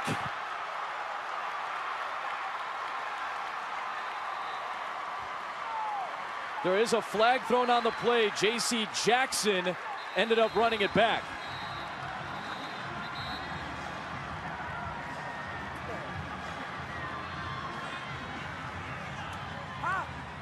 Don't let him talk to you. Here's the deal, though. On the punt, okay, I get that. But on the punt return, the guy's trying to catch the ball. He muffed it. No, he didn't muff it. The guy hit his hand. That's why he dropped the ball, Coach. No, the ball hit him. That's fine. I ain't arguing with you. Okay. We're going to re-kick, Pep. What's the penalty? The penalty is the defense went inside to block the ball. They can't rush. Oh, the outside rusher? You have to bring up the defense and tell them what they did wrong, okay? Tell your guys, okay, Pep? Oh, you like that, Steve Mariucci telling the official, tell my guys what they did incorrectly there, and you heard what the official said. Can't rush on the inside. We're trying to create a cleaner. Illegal blitz by the defense. 10 yards, half the distance, untimely down. Trying to create a cleaner set of circumstances with a short week in the kicking game with some very specific rules. You see the inside rush right there, which is what was the violation. Rushing needs to come outside. You can still rush on the outside, but you've got to rush to the outside. Jabril Peppers taking advantage of a rules violation there.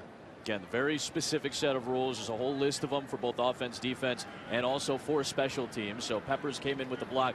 Fun to see. J.C. Jackson got a chance to run it back. The Florida Gator verbal commit. There's the Michigan verbal commit, Jabril Peppers, but it gives Highlight an opportunity once again to extend the lead with an untimed down as we get set for the halftime break.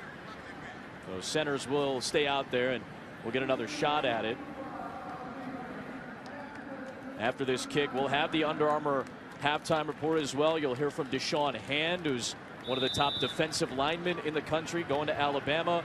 Get an inside look at the top recruiting classes as well. And we'll have another verbal commit. Gerald Willis is going to decide where he's going to play his college ball between A&M, LSU, and Florida. This from 25 yards to extend the lead for Team Highlight. And let's see if there's a timeout before the kick. The kick is good, but it was seemingly a timeout. Timeout, defense, their final timeout of the first half. That was Herm Edwards calling the timeout. He did that last year, too, during the Under Armour game. Try to ice the kicker, and this is what we talked about coming up next on the halftime report. Deshaun Hand, get the top recruiting classes, and Gerald Willis, again, another huge commitment coming up for the SEC, maybe for LSU, trying to build off the momentum of their previous commit. Jamal Adams, Texas A&M in the mix, as is Florida for Gerald Willis III. Gerald Willis, his brother actually announced, remember Landon Collins, that's his brother. Landon Collins was a kid who everybody thought was going to go to LSU. His mom famously said he should have went to LSU on stage. He ended up going to Alabama. Now the starting safety for the Crimson Tide. You'll see him tonight on the Sugar Bowl. Now, when Vinny Sinceri went down to injury, it really thrust Landon Collins into a full-time starting role, and he flourished as the season wore on.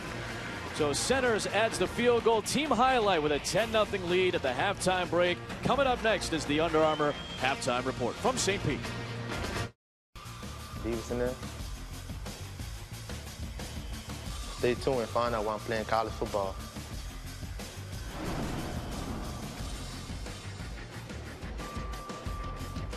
Welcome in to the Under Armour halftime report. It is a 10-0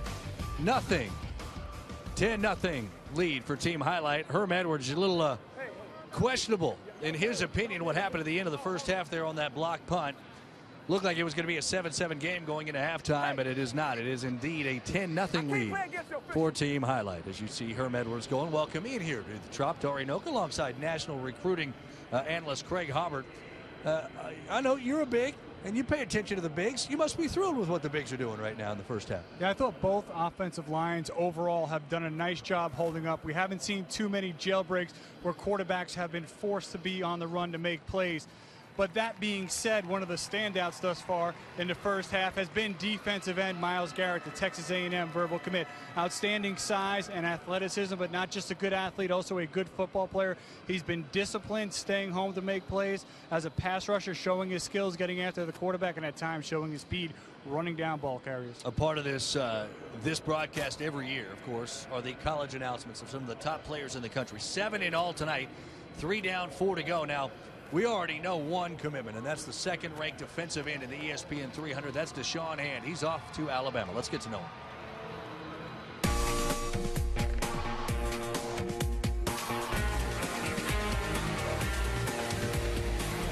Get to the game, inspired by American Family Insurance. Deshaun Hand, in my opinion, is the type of kid that'll be successful in any arena he goes into. His ultimate goal is beyond just being ranked #1 in high school. He wants to try to be one of the top-ranked kids coming out of the collegiate level. Well, I help protect his dream by keeping him focused on the big picture, which is college and getting that degree. I want to major either architectural design and civil engineering or sports management. I want to design football stadiums. I think the way Sean is playing, he has a range of options, and I will support him no matter what. I want to be great in college and, maybe the next level, hopefully. So that's what motivates me, is just to be the best. He really doesn't take very many days off. Refining the mind and the body, I think, is what separates him from the typical outstanding high school athlete. When he sets his mind to a goal, he won't stop until he gets it. Sean knows that, nothing is promised. Hard work and dedication will get you a long way.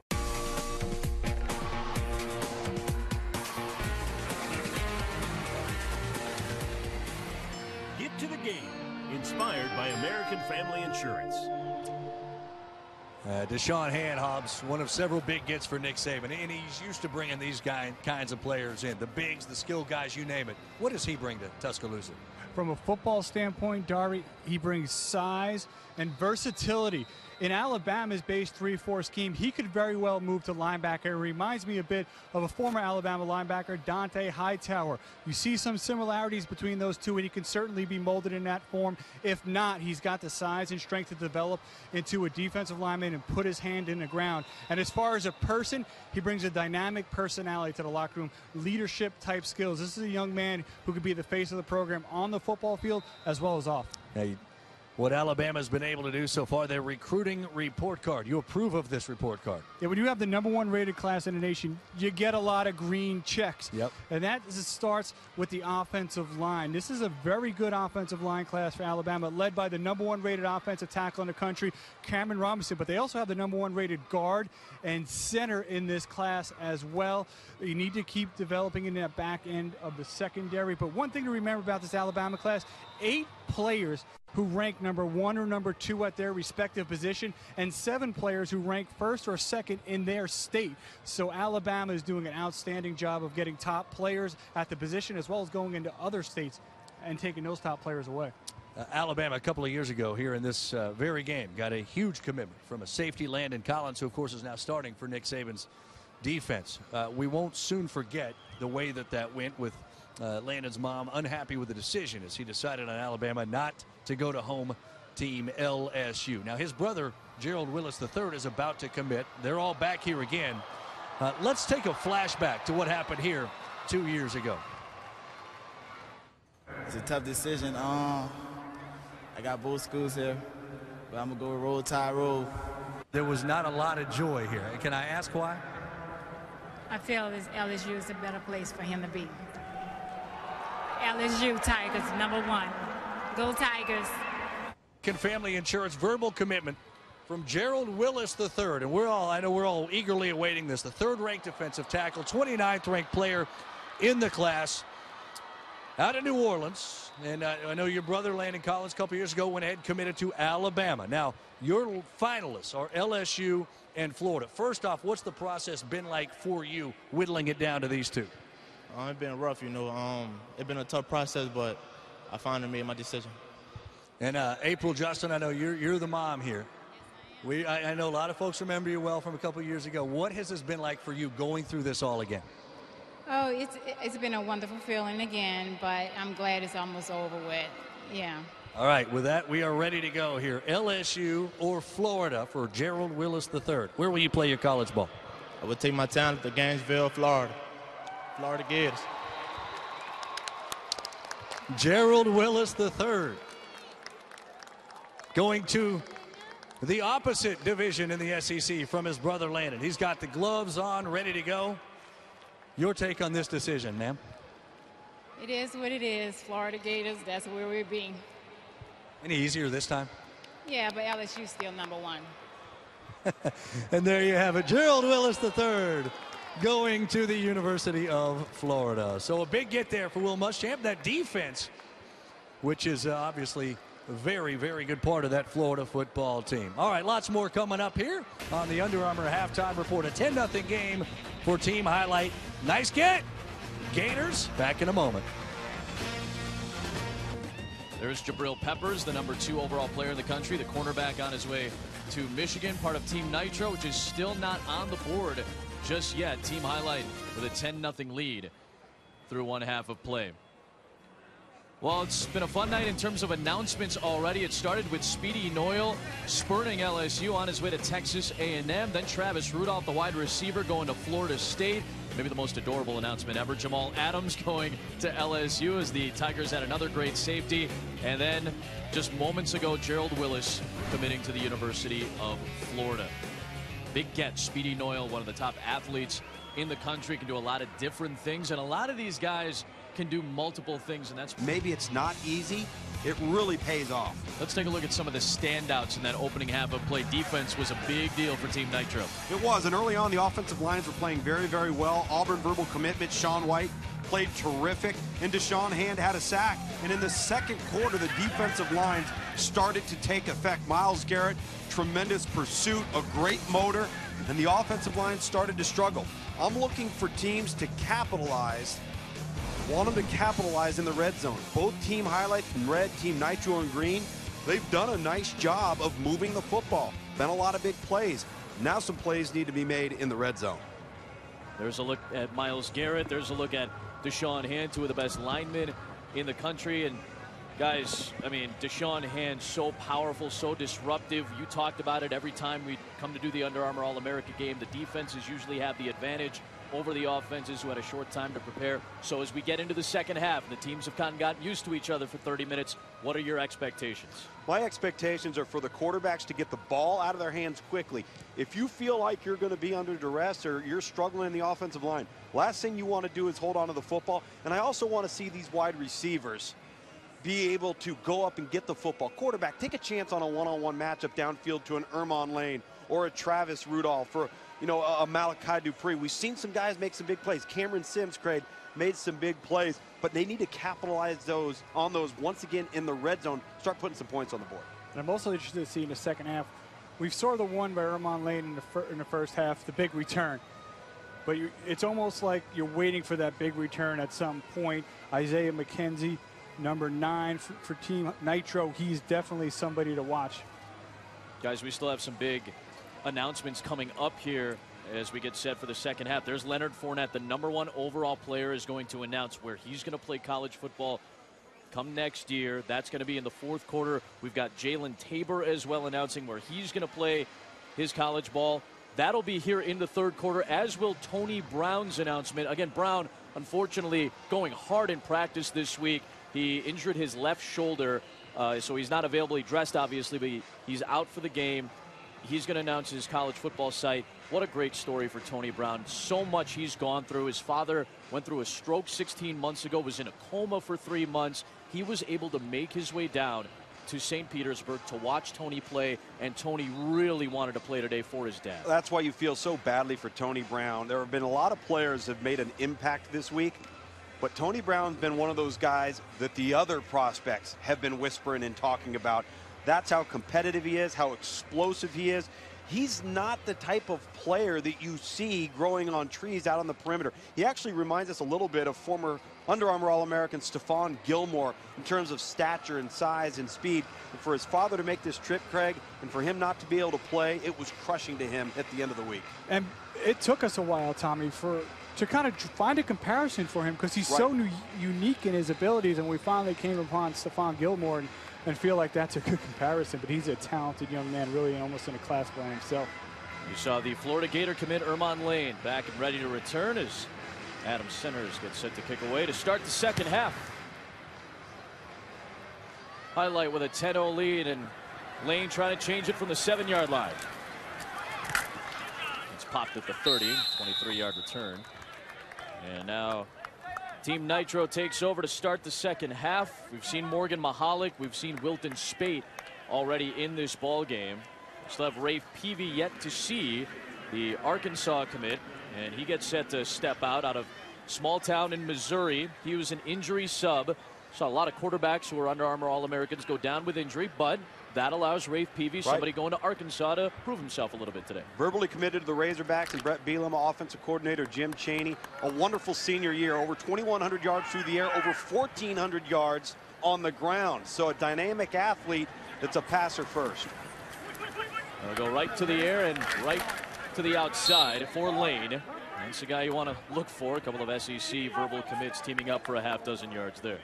Tommy, what I also like about Rafe Peavy is he's a young man who's a competitor. He's got a bit of that gunslinger, you know. The riverboat gambler mentality. Yeah, exactly, yeah.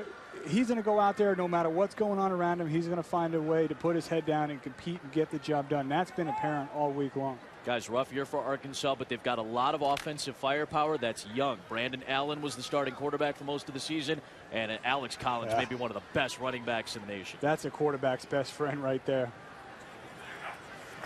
2nd and 4, back to the air.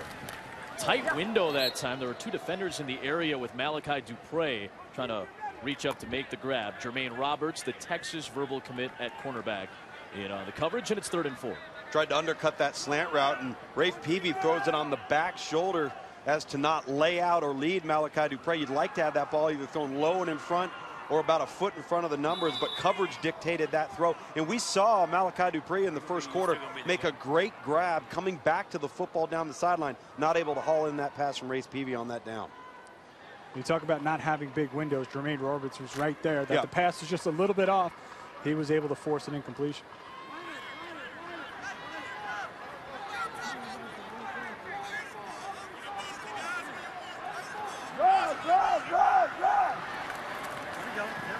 tough rush off the edge for team highlight. Little check down in the first down. Picked up by Jeb Blazevich, number 3 tight end in the country. He's a verbal commit to Georgia.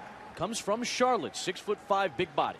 These tight ends in this class, Jeb Blazevich included, they're not used to being guys that are having to play in the interior. Quarterback pressure by Myles Garrett once again, but Rafe Peavy does a nice job coming to the crossing route to Jeb Blazevich. So these tight ends are going to be transitioning, Craig, from being that flex jumbo receiver H-back to having to be more well-rounded at the next level. Yeah, number 6, Jeb Blazevich, the Georgia commit, doesn't have great top-end speed, but he's a savvy football player. You see the frame to be able to develop into that inline blocker as well. How about that confident throw by Peavy for a first down to Corey Holmes inside the 45 to the 43. Corey Holmes, and look at the passing window right here. We take a look at Rafe Peavy from the view downfield. Really nice here. He does a good job. He's identifying the middle linebacker right there, so he knows he's got the in route coming on right behind it. And that's a route they've been working throughout the week. Very impressive throw, rhythm, good with his eyes. Rafe Peavy doesn't say a lot, but he's got himself a quiet swagger, and this team's responding to him right now. 3 of 4 for 26 yards on the drive thus far. Dalvin Cook is his back. Dalvin Cook, the recently committed Florida State Seminole, switching from one arm to the outside arm as he worked toward the sidelines and picked up 9 yards there. It's the little things that you like to see from a talented player. The awareness to know that the pursuit is coming. He's heading towards the sideline. He puts the football in the hand towards the sideline. You see the defense coming. That number 7. Get away from the bad guys, and the bad guys are on the inside. Get the ball on the outside. And number 7, Quinn Blandick, was coming after that football. Guys, the Under Armour scouting report on the newly minted Seminole from the Florida Gators. And I wouldn't necessarily say these are need to work vision and receiving skills, but he's played so many positions. He's played as a corner, he's played as a running back, hasn't settled in yet at that one true position, which so many of these athletes have throughout their high school career. That's where the ceiling for development comes. Guys, an injured running back is Joseph Yearby, teammates with Dalvin Cook at Miami Central. What a 1-2, well, forget 1-2, 1A, 1B combination, whatever you want to call them. An outstanding season for both of those guys. Yearby's injured, so he can't play. Off play action, and he goes right back to Jeb Blazevich. Trey Williams on the tackle, and they end up being a horse collar penalty here. The penalty marker was thrown as Williams made the tackle. The type of matchup you want, you tight end on the middle linebacker. He was able to create a little bit of separation and a nice ball delivered. Team Nitro again in a rhythm, but now they're getting into the danger zone for this offense during the first half. Live ball, personal foul, horse collar on the defense, half the distance, first down. Well set up at the 12, guys. Very well executed. Take what the defense gives you. Rafe Peavy, the Arkansas verbal commitment, just dumps it off to Jeb Blazevich. Verbally committed to Georgia. You see the horse collar here, but now you've got some options on the perimeter. Is it Malachi Dupre? Is it Ermon Lane? Some size advantages on the outside for some one-on-one matchups. Let's see if they take advantage and maybe throw a jump ball here. Guys, Holmes at the top. Lane is at the bottom here. Keep it on the ground, and here's Dalvin Cook. Got a block from Lane, his best friend, teaming up for a touchdown. Lane is his best buddy, and don't think that those two haven't talked about Dalvin Cook flipping from Florida to Florida State. Lane sets up the great block to close out the score. Good vision to bounce this ball to the perimeter. They set up the draw nicely. Lure Myles Garrett, Craig, up the field. Allow him to take himself out of the play. And again, moving the ball to your left hand. Then look at Ermon Lane.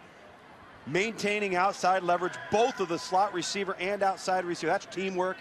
Outstanding job. Finally, some red zone production from Team Nitro. You're a wide receiver. You want to get on the football field. Make sure you block when the ball's not coming your way. That's Julio Jones. Yep. Extra point added by Aaron Medley. Nitro finally is on the board. It's a 10-7 lead for team highlight, but Nitro finally cashes in. And great players, learning new techniques, learning new drills. They can take them with them as they prepare for their collegiate careers. But almost more importantly than that, like Herm and Coach Mariucci talked to the kids at dinner last night and talked about the importance of hard work and what it means to give back and more life lessons. So it's really a combination of football and life lessons for these kids. Steve Mariucci, by the way, cutting loose a little bit this week. We're going to see some video here. He and Deion Sanders cutting loose together. Let's watch this. Now, which one do you think is going to teach the other one how to dance, huh? Put my money on primetime. I think you're right. Here we go. There's a little prime. Oh, okay. The kids get they got a little prime time. Isn't it amazing? These kids never saw him play. I mean, it's unbelievable, isn't it? All right, so now. You didn't do it? I didn't see him do it. I didn't see him do it. I'm sure he did. Julio Jones was sitting where you were earlier in this game and talked about having talked to the kids today.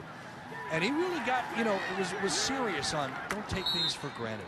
The message. What did it mean to the kids having Julio talk to them? It really was incredible. So we thought the kids would get a little emotional seeing a guy like Julio.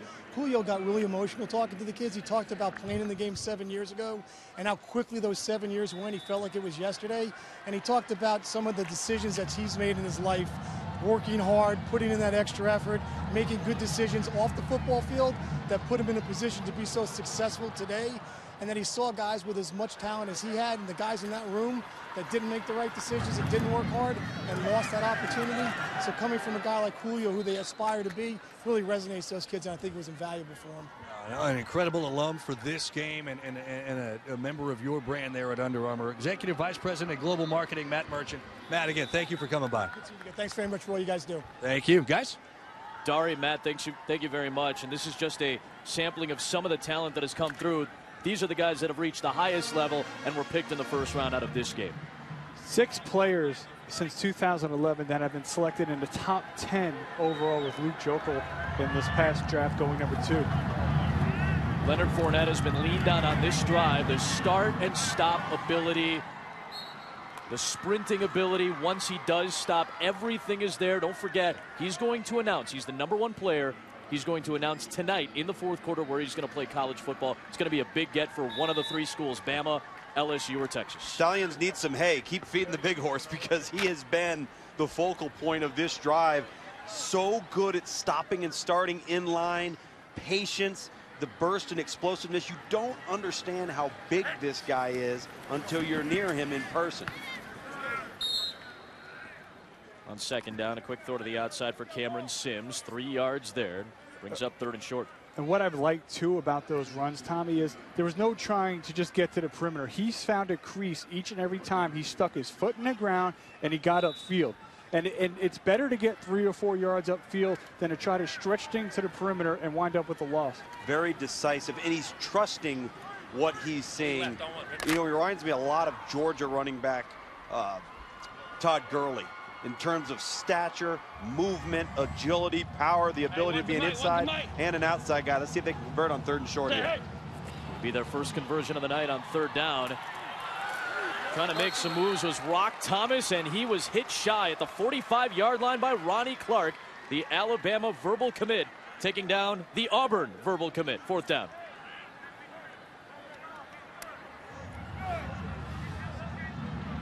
Take a look at this side and the linebackers here. They're going to try and stretch when you're going to come along inside and bounce, and too much speed, too much defensive front pressure, holding the gaps. Linebacker Ronnie Clark shoots the gap.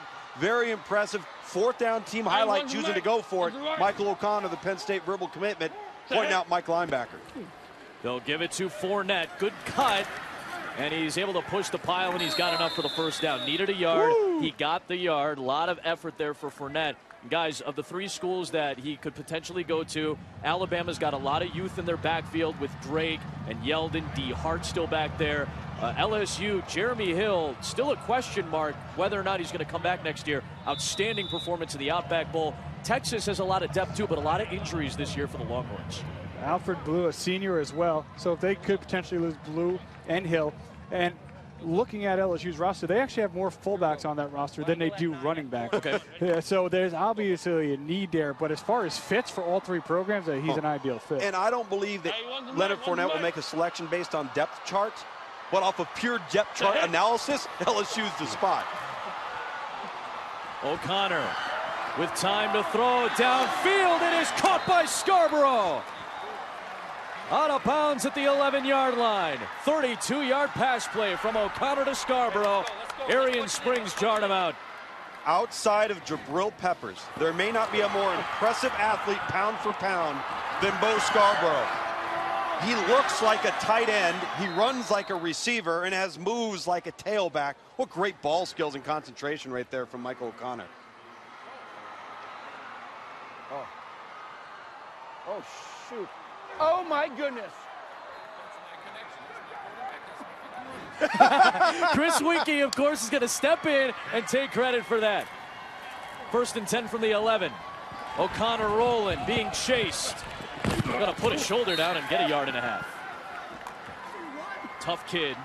Hit by Andrew Trombetti, who had a fantastic week during practice. The Notre Dame Fighting Irish verbal commit. Don't forget, when we're done here in St. Pete, take you right to the All-State Sugar Bowl featuring the SEC and the Big 12. Bob Stoops, Nick Saban, very good friends, will square off tonight, 8 Eastern on ESPN and also live on Watch ESPN. Guys, both teams with quarterbacks that are Under Armour All-Americans, both injured. Justice Hanson is going to Oklahoma. Meanwhile, David Cornwell going to Alabama. Good recruiting classes for both in the top 25. Sure, Blake Bell, a former Under Armour All-American, and countless Under Armour All-Americans on that defense for Alabama and offensively as well, with O.J. Howard, the tight end, Amari Cooper, a bunch of them there.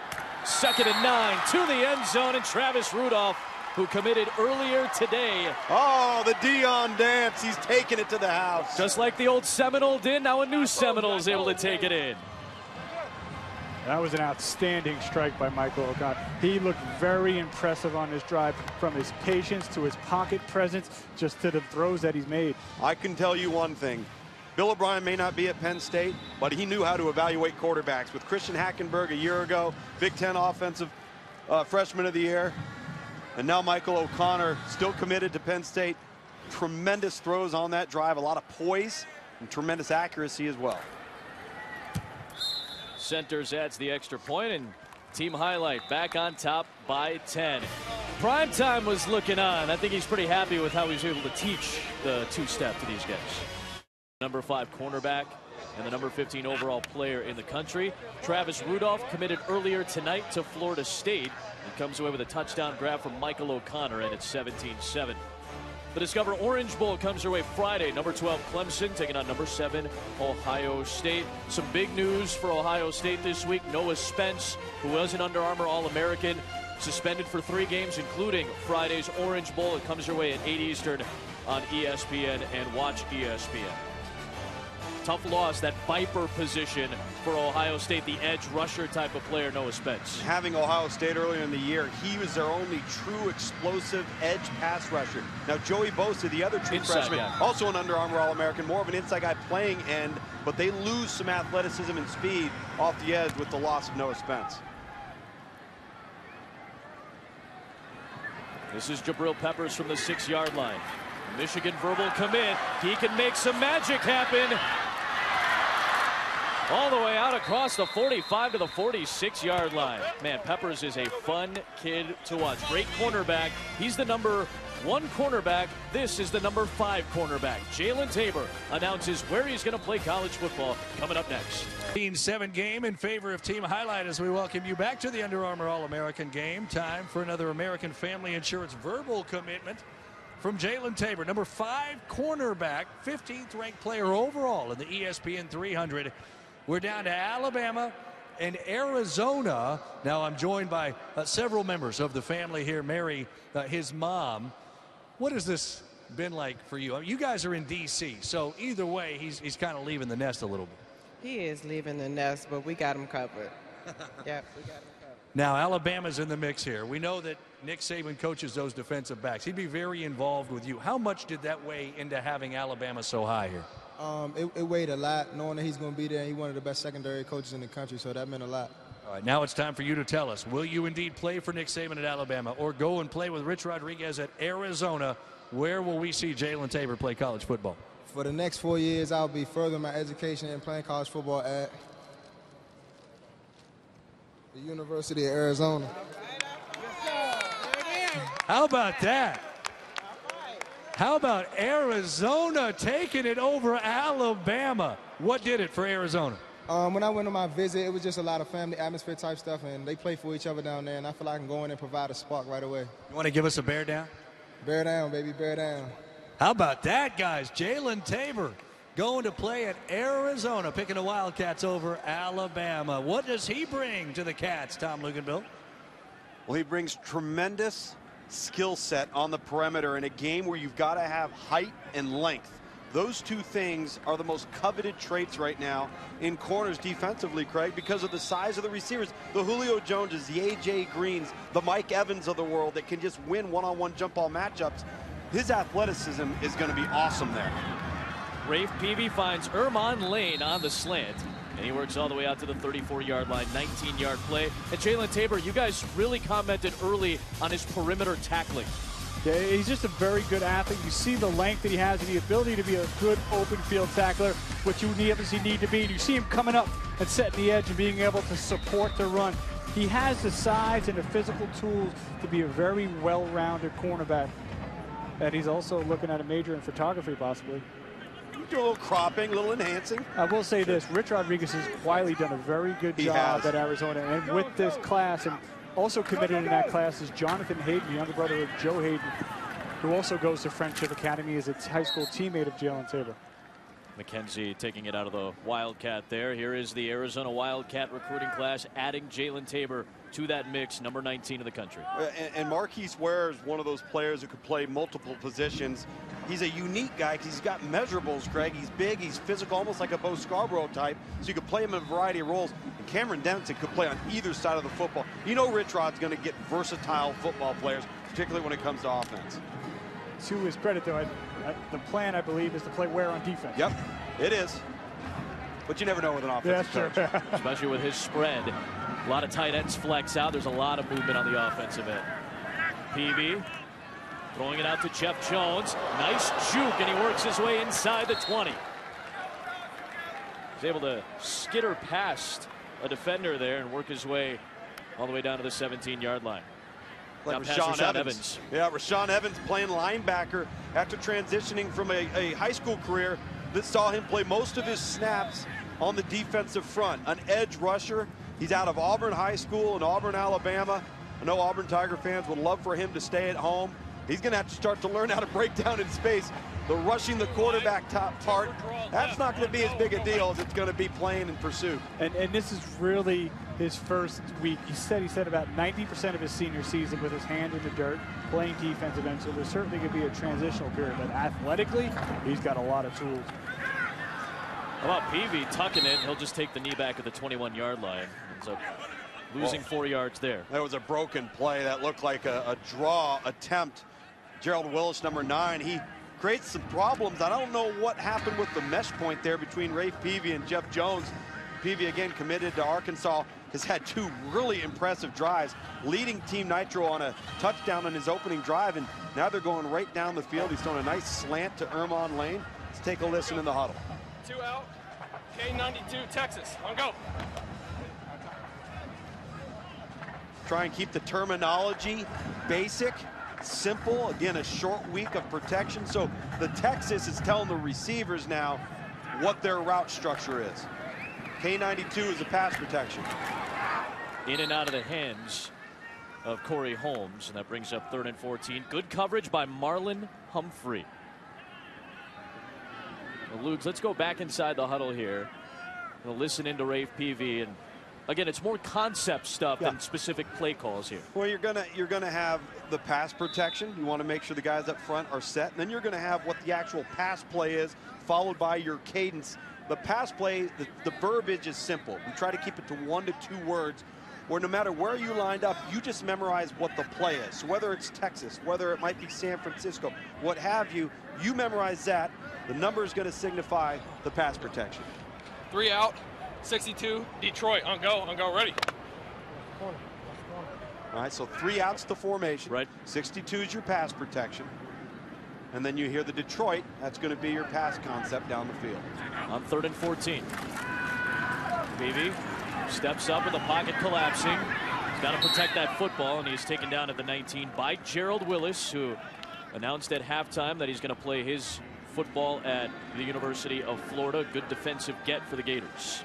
Good defensive get, and Dominique Easley will be moving on, and a lot of young talent within that defense for the Florida Gators, adding along the defensive trenches. With Gerald Willis' size, about 6'3", 270 pounds, he's a bit of a tweener. He could play that defensive tackle position, or he could play end, much like John. He reminds me of Jonathan Bullard a little bit. Sure. Who's already on that Florida Gators defensive line. I like this call by Herm Edwards to kick the field goal because they're moving the football efficiently to get the points on the board. Tough miss, though, from Medley.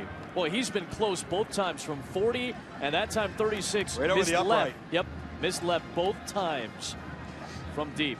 17-7. Highlight has the lead with 15 seconds to go here in the third quarter. Take a listen to the sounds of the game. How many timeouts is he allowed in a row to ice a kicker? That's what I want to know. He's got Huh? 3. He can do all 3 of them. Timeout now. Now, timeout. What? Herm is freezing them. Let him wait. Let him wait. We're good. Let him wait. Herm's.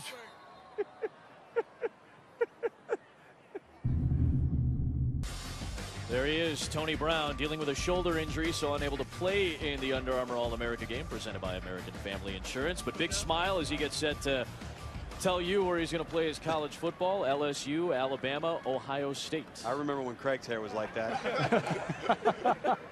What a glorious time for all of us. Oh, it was. In my defense, I've saved a lot of money on hair products.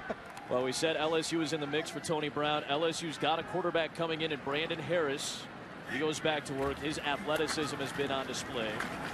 Bo Scarborough, who we've seen make a couple of catches, one of the best athletes in the country, gets 6 yards on the ground there. And that'll take us to the end of this third quarter, and we will get set to see where Tony Brown is going to play his college football. Undeclared, the number 4 cornerback in the nation is on his way to the set from Beaumont, Texas to St. Pete to find out where he's going to play college ball. It's coming your way next.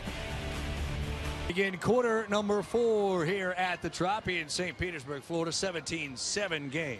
We welcome you back to the Under Armour All-America game here in 2014. Time now for an Under Armour verbal commitment. Yeah, you got to get them all ready now. We get them all ready. This is Tony Brown, highly recruited. Number 11 player overall in the ESPN 300, number 4 cornerback, and part of a story 16 months ago. I know that your family's life was changed forever when Tony, your father, suffered a devastating stroke. How has that helped shape your son, as I bring in his mother, Tammy? Beyond God's mercy and grace, we had instilled in our kids at a much early age the fortitude that he actually is able to use now to make it where he was able to keep his head up each day and fight through it, the emotions. And each day he was on that track, or each day he was on that football field, it was for his family and for himself. So we're very proud of him. How do you describe what it has done in terms of your development as a young man? I mean, it's definitely made me stronger. It's matured me as a man, and it made me grow up a little faster than I probably would have if he'd have been in my life. So I feel like it helped me throughout my process and my recruiting process. Now to the football part of this. There are 3 fan bases that are eagerly awaiting this: LSU, Alabama, and Ohio State. Your 3 finalists. 4th-ranked cornerback in the nation, Tony Brown. Where will you play your college football? First off, I want to thank God for blessing me with the talents that he's blessed me with. I would like to thank Under Armour, American Family Insurance, and ESPN for allowing me to announce my decision on national TV like this. I want to thank all the coaches who've been honest with me throughout this whole recruiting process. And I wouldn't be where I'm at right now without the support from my community and my school. And lastly, I want to thank my mom and my dad for pushing me to be the best every day of my life, so I can be here now. And for my decision, for the next 3 to 4 years, I'll be playing at the University of Alabama. Roll Tide. Roll Tide, roll. Alabama it is now. I think a lot of LSU folks thought that they were going to get you because your sister Beloved runs track in Baton Rouge. I do want to come over this way, please, Beloved. He's going to go to Alabama now. I know that folks thought you had him going to LSU. What do you make of the decision here? I mean, our parents have done an amazing job of just raising us to stay together and support each other, that I feel like he made a decision for him, and I'll support him even if he's at Bama. Roll Tides. How about that? She says roll tide, guys. Tony Brown off to Tuscaloosa. Oh, yeah, wait, we got one more shout out. What's up, Tony? I got to give a shout out to my recruiting class, Deshaun, Big Cam, Sims, Hootie, Clark. We're going to be with y'all. We're going to roll tide. We're going to do this. We got to play some football now. Nice job. All right, guys. If you are in the 2017 class or 16 class or 15 class, whatever class you're coming up and you watch that, that's how you conduct yourself. Yeah. That was remarkable. Very impressive young man. Bo Scarborough on the run. And Tony Brown is going to be headed to Tuscaloosa to play his college football. We've said it before, the rich get richer. The #1 recruiting class in the nation will add a very, very good cornerback and a very impressive young man. From Dre Kirkpatrick to D. Milliner. Yep. The list goes on and on the perimeter. Quan Menzie and now Tony Brown. Those are premium players at premium positions. The third 5-star prospect now for Alabama in that class, and they've gone into another state in Texas and pulled out one of the top prospects from that area. Still Brandon Harris going to LSU, going to the air, going deep. What a catch! Speedy Noel, house call, touchdown! 64 yards, reaching out, hauling it in. So now we know how he got the nickname. Speedy, that was just, this young man is a jet. He just raced down the sideline. And a young man who, Tommy, who spent most of his high school career at Wildcat quarterback, just a great feel for the position. You see him adjust to the football, reach out, the soft hands, and then the speed to finish the play. This is an electric athlete, Texas A&M fans. This is what you're getting. I'm not so sure I wouldn't have called him ball skills, Noel. Did you see that? I mean, wow. Talk about quick hands, a natural plucker. There will not be a steep learning curve for that young man when it comes to transitioning to the wide receiver position at Texas A&M. Centers adds the extra point, and it's all team highlight right now with a 17-point lead. Speedy Noel earlier in the night made a lot of Aggie fans very happy. Johnny Football loves this guy. The Aggies are going to too.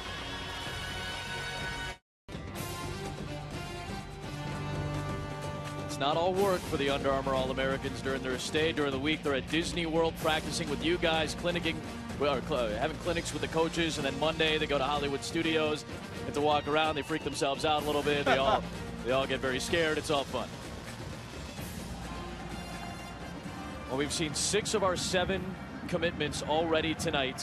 Speedy Noel, Tony Brown, Jalen Tabor, Jamal Adams, Gerald Willis, Travis Rudolph, all headed to those respective colleges. And that man right there, still yet to announce. That'll come here in the 4th quarter. The #1 player in the country, the #1 running back in the country.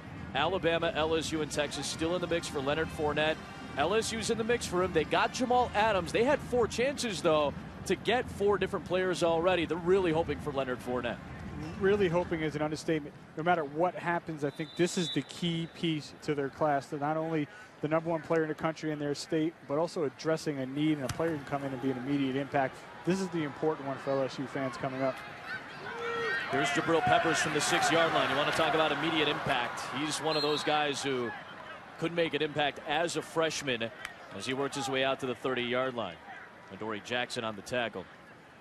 So, guys, this is the recruiting report card for the LSU Tigers. These were the 4 opportunities so far that they had tonight to try to pick up a player. We'll find out about Fournette. Yeah, Speedy Noel kicked things off by going to Texas A&M, and then Tony Brown out of Texas wound up going to Alabama. They also lost out on Gerald Willis, which was a very close battle between Florida, and they did get Jamal Adams, with Leonard Fournette being the last key piece out there. And while they've missed on some guys, if they can walk away with Leonard Fournette, I'm sure they're going to still have a big smile on their face. Rave Peavy down the sideline for Lane, and a nice play by Jalen Tabor, who committed earlier tonight as well. He's on his way to Arizona as a cornerback. Pretty good one-on-one matchup. You see the little stutter there from Ermon Lane. Nicely done there by Jalen Tabor. Being able to get the right arm over without wrapping the left hand around the waist of Ermon Lane, which could draw a pass interference call. Now Nitro was moving the ball efficiently, came out and scored on that opening drive of the second half, and has stalled in the red zone once again as they did in the first half. Dalvin Cook, he's got a rushing touchdown in this ball game today. Look at the speed to get to the perimeter, and he works his way out across the 40 to the 43 for a first down. Dylan Sumner Gardner shoved him out of bounds. Guys, you said impact freshman. We've been talking about it tonight. Think about last year's All-America game and guys who are already doing big things. Vernon Hargraves, Robert Kemdichi, Laquan Treadwell. Ole Miss got a big haul last year. The SEC got some major commits. Who are some guys that you might see in that role next year, maybe making an impact right away? Well, a lot of it depends on where you choose to sign. Is there a need, or are you maybe more talented than the roster currently has? But from a talent level standpoint alone, without question, Jabril Peppers. I also believe Tony Brown, Leonard Fournette. Well, there are a lot of players that are capable of making an immediate impact out of this class and in the Under Armour All-America game. Peavy, the deep cross, could not connect. It's 2nd and 10. William Ulmer was the intended target. Ulmer on his way to Maryland, and yeah, some of the guys maybe we could think about here. And don't forget Cam Robinson maybe doesn't get the credit that he deserves today, because those highlight quarterbacks for the most part when they're in the pocket, they've been kept pretty clean. Well, for Cameron Robinson, for us to not have mentioned his name, well, I was leaving it up to you. Well, it's a good thing, because usually offensive linemen get pointed out when they do something wrong. We haven't pointed out Cameron Robinson, so he's doing a nice job. And for a player who's an ideal fit, Cyrus Kwanjo, a former Under Armour All-American, a former #1 rated offensive tackle in 2011 class, he could be the ideal replacement for Kwanjo, talking about Cameron Robinson. Here comes Dalvin Cook down the sideline inside the 20-yard line. Chased down by Quinn Blanding, the top safety in the country, going to Virginia, but the Florida State Seminole commit sprints for 43 yards. Boy, he's slithering nicely in line, squeaking through a tight crease. Good job in the offensive front that time for Team Nitro. And then Dalvin Cook, once he breaks it to the second level, this is where the gap closes. This is the difference between Miami Central High School and the Florida State Seminoles coming up. Speaking of great job by Trevor Darling, guard number 74, Miami Verbal commit, and Kansas commit number 55, center Jacob Bragg, on helping create that hole for Dalvin Cook. Big boys up top. Casey McDermott is in there. Sam Mustapher has played tonight. Rod Taylor, Alex Bars. All doing it on the front line to set him up at the 15. Back to the edge, Cook, about 5.5 yards there.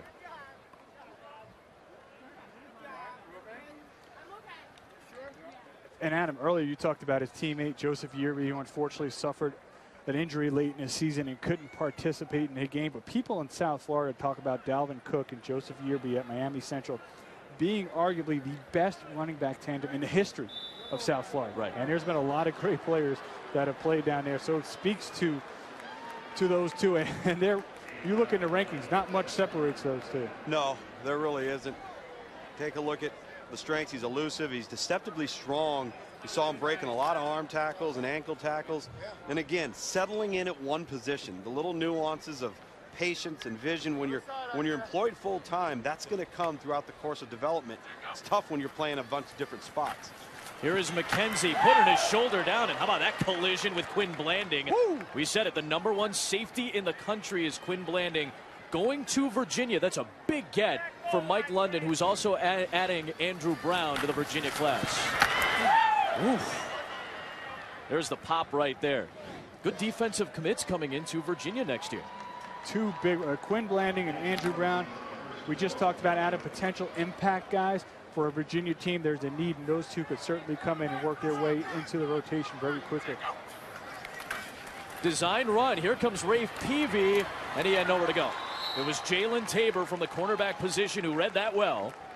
He was able to stop Peavy for a loss of 3, and it brings up goal to go here on second down. Jalen Tabor makes the play, but the lack of execution on the perimeter from the wide receiver stopped that from being a touchdown. I like the play call, but Jalen Tabor just beating William Ulmer, #5, the wide receiver on the perimeter there, to the punch. And let's see if Team Highlight can hold. Nitro again is putting on a very nice drive. They've got to get a touchdown. Plenty of time left in this ball game if they can get a touchdown here. We'll keep Dalvin Cook as the pistol back. Rafe Peavy, the Arkansas verbal commit at quarterback. And you heard Herm Edwards calling for a timeout. We'll take the break with Herm and Team Nitro. 11:19 to go, and it's 2nd and goal coming up for Herm's club. Leonard Fournette, the #1 player in the country. He's going to announce here in the 4th, don't forget. Fournette, #1 player, ESPN 300s. Committing in a couple of minutes, y'all stay tuned.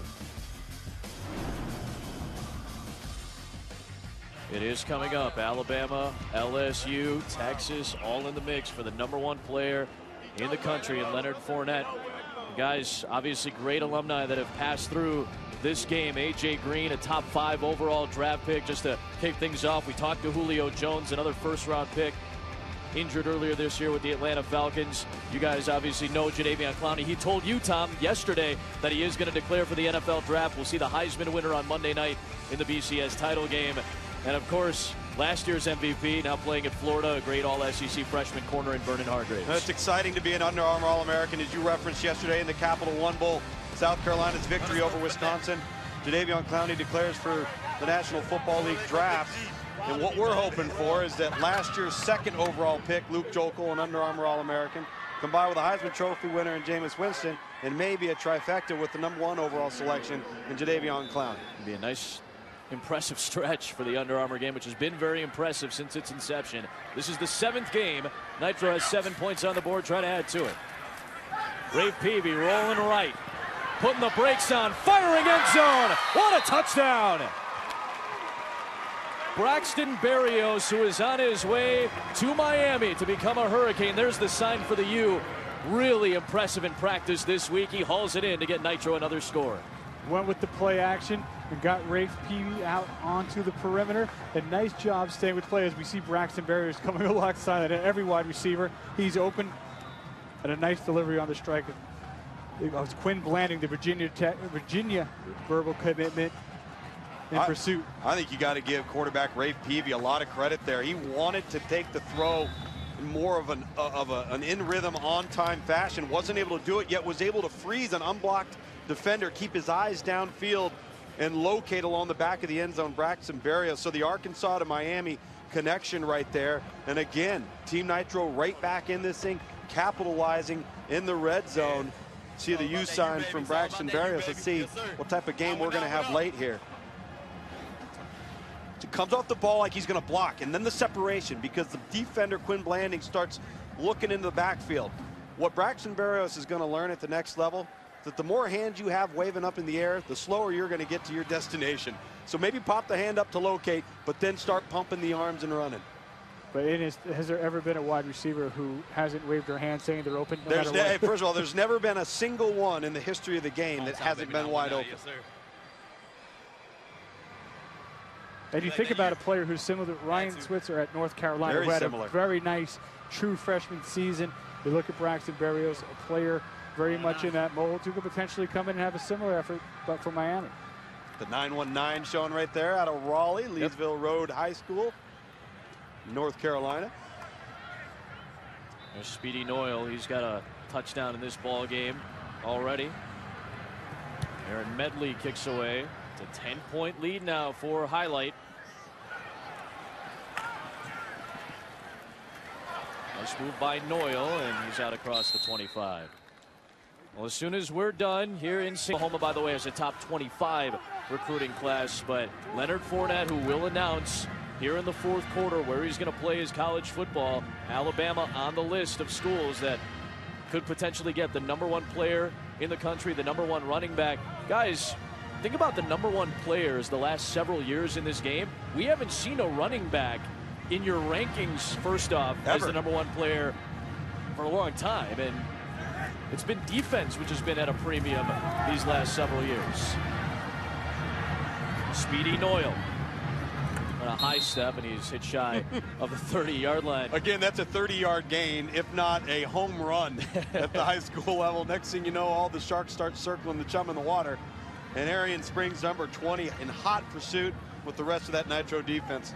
This is what we're talking about, guys. Look at the last 3 years. 13, 12, and 11, all defensive ends, the #1 player. The last running back to even be the #1 player in the rankings was Joe McKnight in 07. Well, and he was an athlete at the time. Sure. He thought he might play corner. And obviously he returned kicks at Southern Cal and for the New York Jets and in the NFL as well. So he did a lot of different things at the next levels. It's a long throw to Noyle from one hash nearly to the other, and he connects. Sean White finding Speedy Noyle for 8 yards and a first down. And part of that speaks a lot to the type of athlete and prospect Leonard Fournette is, because as a staff, Tommy, we put a premium on those positions that are not easy to find. The defensive lineman, the left tackles, the cornerback, those guys that aren't in great supply. Running backs a little bit more so, but what Fournette brings to the table, the combination of size, speed, power, agility, that we sat down in the beginning of the process and watched him, we felt, wow, we're going to make a running back #1, but this young man's deserving. There's Rock Thomas, the Auburn Tiger verbal commit, hit by Dylan Bates, who's on his way to Tennessee.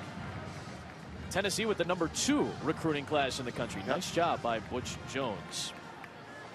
And here is again the #1 overall player in the ESPN 300, Joe McKnight in 07, the last to be the #1 player from the running back position. Add Texas to the mix as well. Guys, this kid comes from tough background, rough area in New Orleans. He's seen murders, he's seen stabbings, he's seen shootings. It's been a rough go for Leonard Fournette, but here he is, an opportunity to go to college and play football. And he knows the difference between right and wrong. He thinks before he does things. He handles himself well. He looks you in the eye, shakes your hand every time he sees you. Well, this is a guy that has his head on straight. And not only is he a great player on offense, but going back to the evaluation process, Craig, as you referenced, I'm not so sure he wouldn't be one of the best linebackers in this entire class. Travis Rudolph steps out for a screen. Nice job by Team Nitro to rally to the football. Ronnie Clark was the guy who was able to wrestle Rudolph out of bounds. And Ronnie Clark's a very interesting story. This is a young man who was basically a big wildcat quarterback in high school. Played a little bit of kind of a stand-up rush end, some safety. Was coming into this game as a safety. It was so hard to evaluate. That was the problem. Injuries at linebacker. We put the athlete there, and he has excelled during the week. The coaches for Team Nitro have really been impressed with how quickly he was able to adapt and like a sponge take things in. And he could have a very promising career at multiple positions. Fournette back in the game. Sean White stepping away from pressure, and he's got the first down to Ja'Cory Washington, who had the touchdown for Team Highlight back in the first quarter. Gets 14 at a first down there to the 49-yard line. Two impressive throws from the Auburn verbal commitment. The first big, deep out route, which is the throw that everybody tests arm strength with. Sean White can certainly make that throw. But this time, protecting the football with two hands on the ball within the pocket. He's going to step up. He's got his offhand and brings it back up. Boom. Delivers a strike. Ball's out. Eyes are up under duress. I like the way he carries himself. Gus Malzahn, offensive coordinator Rhett Lashley are going to be awfully pleased with their stable of quarterbacks. You've got Jeremy Johnson, who's played as a true freshman already this year out of the 2013 class. Now Sean White coming to the Plains. 9 of 11 for 120 yards passing. Here's Fournette. Gets away from that big pile in the middle of the field and gets the first down along the edge, inside the 40 to the 36-yard line. He kept the feet moving. He pressed the hole. There was nothing there. He didn't stop the feet, and he was able to bounce it to the perimeter. He walked. There's nothing, the wall's not there. Watch the feet keep moving. Now he's going to bounce it out. Now you see the combination of size and speed that makes him so special. And he's Todd Gurley, but I think he's got better top-end speed from an explosive standpoint. You know, Todd Gurley shares time with Keith Marshall. Keith Marshall brings that thunder to Gurley's lightning. Combine the two, and I believe that's what you have in Leonard Fournette. You see it nearly 5 yards a carry for Fournette. First and 10 from the 36. White rolling away from his arm side, and he finds Fournette out of the backfield. Here comes Leonard into the end zone. Touchdown.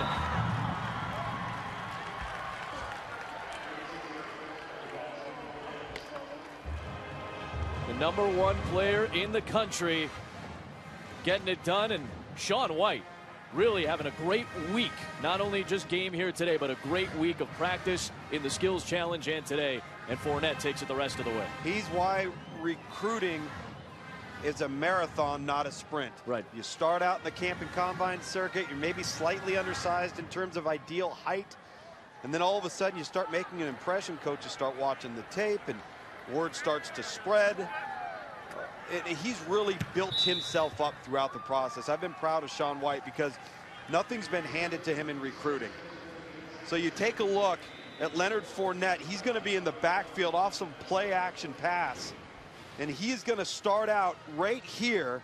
And then what he's going to end up doing, he's going to come over here off the play fake. He's going to stall and then go right around the end. Works out very, very nicely as Sean White's going to come off of that play fake. A slight roll, quarterback pressure by Lorenzo Carter, number 8. Sean White gets the ball out, and Leonard Fournette does the rest. You got to love the toughness by Sean White, sitting in there to deliver the strike. And then Fournette with good ball skills brings it into the touchdown.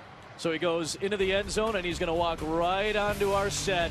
When you come back, Leonard Fournette, the #1 player in the country, is going to make a lot of fans and a lot of coaches very happy.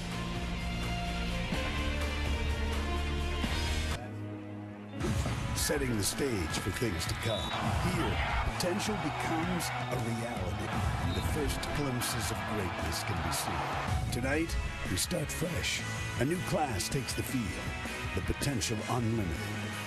The possibilities endless. Tonight, the stars of tomorrow begin their journey towards greatness.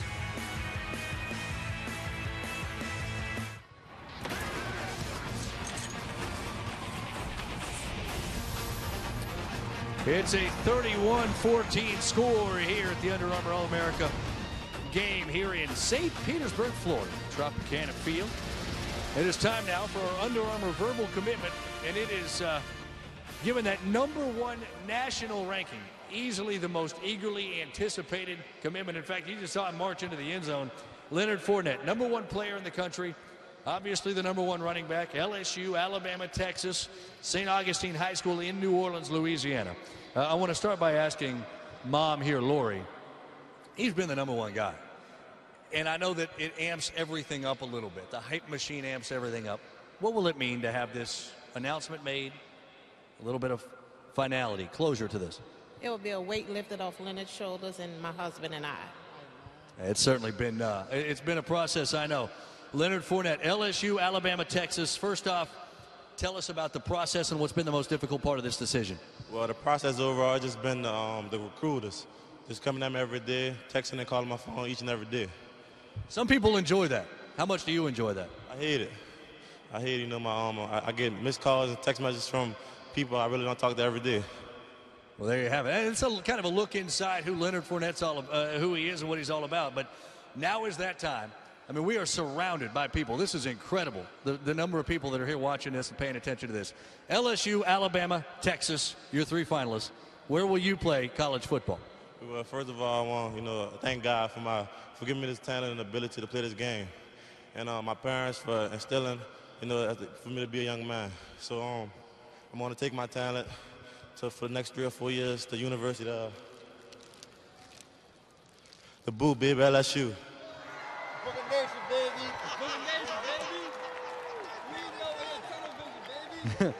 Leonard Fournette going to LSU. LSU gets the #1 player in the nation.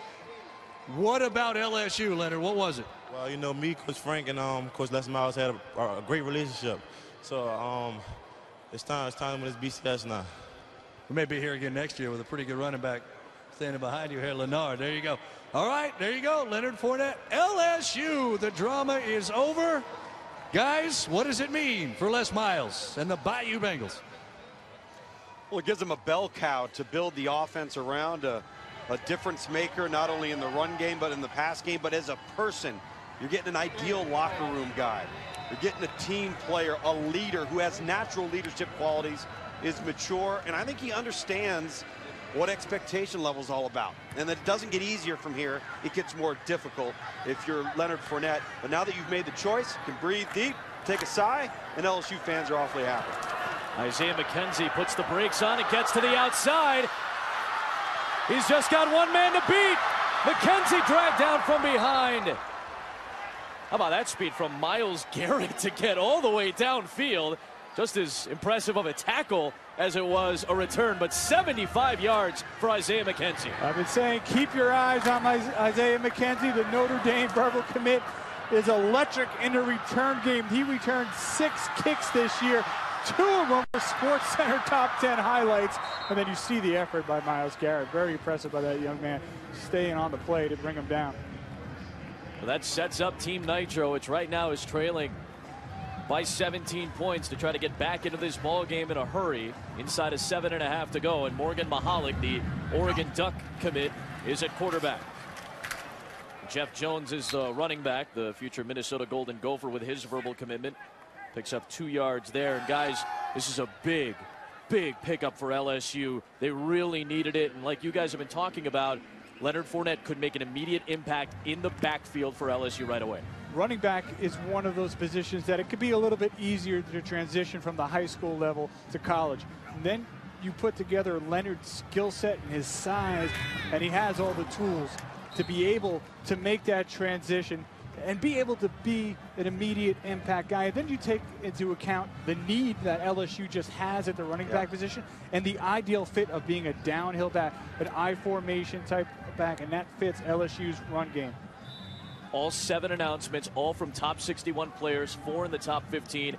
And Leonard Fournette, the #1 player in the country, the top running back in the nation, is going to stay in state and play his college football for Les Miles and LSU. Would have liked to have seen that catch be made there by Malachi Dupre. It was a good throw for Morgan Mahalik. Back to the air, down the sideline, and Jeff Jones will walk in for a touchdown. Team Nitro right back in this thing. 18-yard pass play for a score. Jeff Jones quietly has had a really nice night tonight, and a good throw by the future Duck Mahalik. You see him looking, and he's just going to live it over right over the defender's hand, out into the flat to Jeff Jones. We had Leonard Fournette catch a pass for a touchdown based off the big return by Isaiah McKenzie. Jeff Jones counters with a touchdown catch of his own. Yeah, Craig's been talking about McKenzie all night long, and sure enough, McKenzie came up with a huge special teams play to set up Mahalik and Team Nitro for a quick score. And still plenty of time, 6.5 remaining here in St. Pete. So guys, here's our top 10 recruiting classes. Number 6 right now is LSU. It's shifted around a little bit. Alabama's #1. Now again, we talk about impact freshmen. Yes, big get. Leonard Fournette, a huge get. A lot of these guys will make an impact immediately.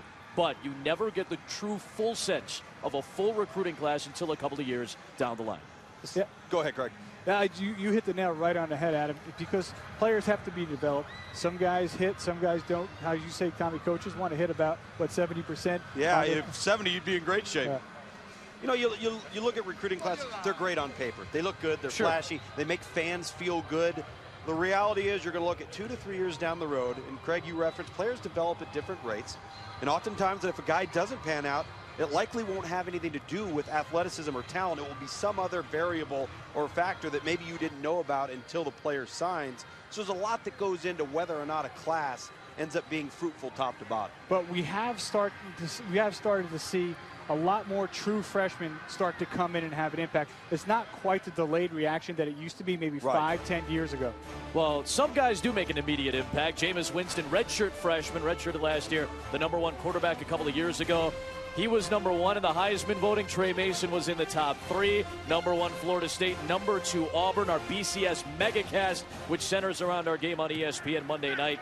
34 Under Armour All-Americans in the game. 17 of them are starting players for those two teams. Well, if you look at Auburn, as we see the kick return for team highlight here, look at the freshman impacts.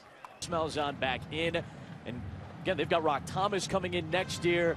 Mason, Cameron Artis-Payne, a lot of high-level production from those guys in the backfield this year. Rock Thomas will be coming in the backfield as well. A whole new dimension in the backfield there. That's going to be good. Here's Rock. Not much room. Team Nitro the last couple of series trying to rally to the football, and you're seeing a lot of quick movement, a little sense of urgency from the guys in green. Yeah, Team Nitro is cranking it up right now. They want to get their offense back on the field. Got some confidence going on as we see a helmet lost there, and team highlight trying to move this football. Tanner Farmer has to come off the field. Farmer, a Nebraska verbal commit. That just seems right, doesn't it, Adam? The helmet coming off. No, Tanner Farmer being a Nebraska. I see what you did. I see what you did there, Craig. Actually, I didn't. It went right over my head. You got a quarterback in there right now, and Michael O'Connor. We've seen some nice strikes from him back-to-back years that Penn State is able to pick up a top 10 quarterback. A pocket passer. They had the #1 passer last year at Christian Hackenberg. This year a #5 pocket passer in Michael O'Connor. Again, Bill O'Brien was a story that we discussed a little earlier, leaving the head coaching job at Penn State to go take over the Texans in the NFL as Thomas runs for a short game. And there's been a mixed reaction from fans about Bill O'Brien leaving, but one thing to remember is, whoever takes over that program, he set him up as a quarterback position for years to come. Did he ever? And he also built that program to a point under tough circumstances that when NCAA sanctions came down, a lot of people felt Penn State was going to be done, and done for years. They wouldn't be able to climb out of it. He kept them competitive on the football field as well as on the recruiting trail. So he is leaving Penn State in a very good state, all things considered. Let's listen to Michael O'Connor here. Left, belly left on one. Ready? Hey. Could be getting the draw here. Let's see if they can lure the defensive front for Nitro up the field with the give inside. Brock Thomas and Nitro's defense stands strong once again. You were talking about Penn State with Michael O'Connor, another former Penn State Nittany Lion, of course an NFL star, a Pro Bowler, LeVar Arrington, who we really enjoy working with during the week. He's developed a new training system. It's called Extreme Precision, XP, and Under Armour. They've partnered to promote widespread use of the system. You want to win, but sound technique and safety is their priority. Their system teaches players the proper fundamentals that promote safer play of the game. LeVar was with the All-Americans this week, utilizing the system. We saw LeVar Arrington's impact last year with Robert Kemdici when he clinicked with him. We see the impact that he makes, and guys, player safety at a premium, obviously, from the NFL level to the college level to the high school level, even down to Pop Warner and Pee Wee. If you teach it the right way and you play it the right way, you're going to minimize injury without question. And that's what LeVar Arrington and his staff's trying to do. It's the fundamentals. It's the technique of the game. And when the talent becomes equal, who's sound? Whether it's their hands, it's their feet, it's integrity within gaps and scheme and structure. It's all components to successful football, Craig. Technique's just not just about safety, but it's also about effectiveness. Absolutely. If you use good technique, you're going to be a more effective football player as well as keep yourself safe. Guys, Isaiah McKenzie, who had a 75-yard return on the last touch, he's back to return. Jake Hartbarger, a Michigan State commit punter, getting set to go for the kick. From the 30. Here comes Isaiah McKenzie, and a clutch tackle right near midfield. It turns into a 25-yard return. Let's listen to our sidelines, the best we've heard tonight from the sidelines tonight. Strip, somebody scoop it, just go. If you do that, I tell you what's gonna happen. I'm gonna meet you in the end zone, and we're gonna do a little this. We're gonna do a little that. You got some speed? I want to see it. Let's go. I got a little Romo speed. Yeah, Romo speed? Yeah. Okay, well, I thought you'd be a little better than that. He caught that, Mr. Official! Oh, no! You're going to be on the top 10 worst highlights, Coach. He caught that one. So you come out of there and you chuck it over to the cheerleaders, and you lift or play another down. Or hit Herm in the head. Yeah, hit Herm. You get a couple picks, I'll get you in the top 10. I'm working Saturday. Oh, my God! Oh, my God! There is never a dull moment with Herm and Mooch. The entire week, we're broadcasting the practices on ESPNU and miking up the players and coaches. That's what this is about. It's about fun. It's about instruction. It's about camaraderie and relationships that last. And then it's about competition. These kids have competed here tonight and throughout the entire week. 2nd and 10 for Morgan Mahalik from inside of midfield. Flushed out and rolling. And he gets tripped up in the backfield. Derek Roberson, his 2nd tackle of the game, a tackle for a loss of 7, and it brings up 3rd down and 17. Guys, next year, really impressive lineup. Kevin Tolliver is already committed to LSU, just a sampling of the 2015 commits. 2 of the top 3 players in George Campbell and the talented cornerback Kevin Tolliver in the ESPN Junior 300. Jeffrey Holland, a high school teammate of Tolliver, one of the better pass rushing linebackers I've seen in that class. Already a talented group lining up for 2015. Throws behind Blazevich, and it's 4th and 17 with 1:46 to go. You know, this is what the process has turned into. Julio Jones was here tonight. These guys grew up watching Julio Jones at the collegiate level, or Jadeveon Clowney, or Robert Kemdici.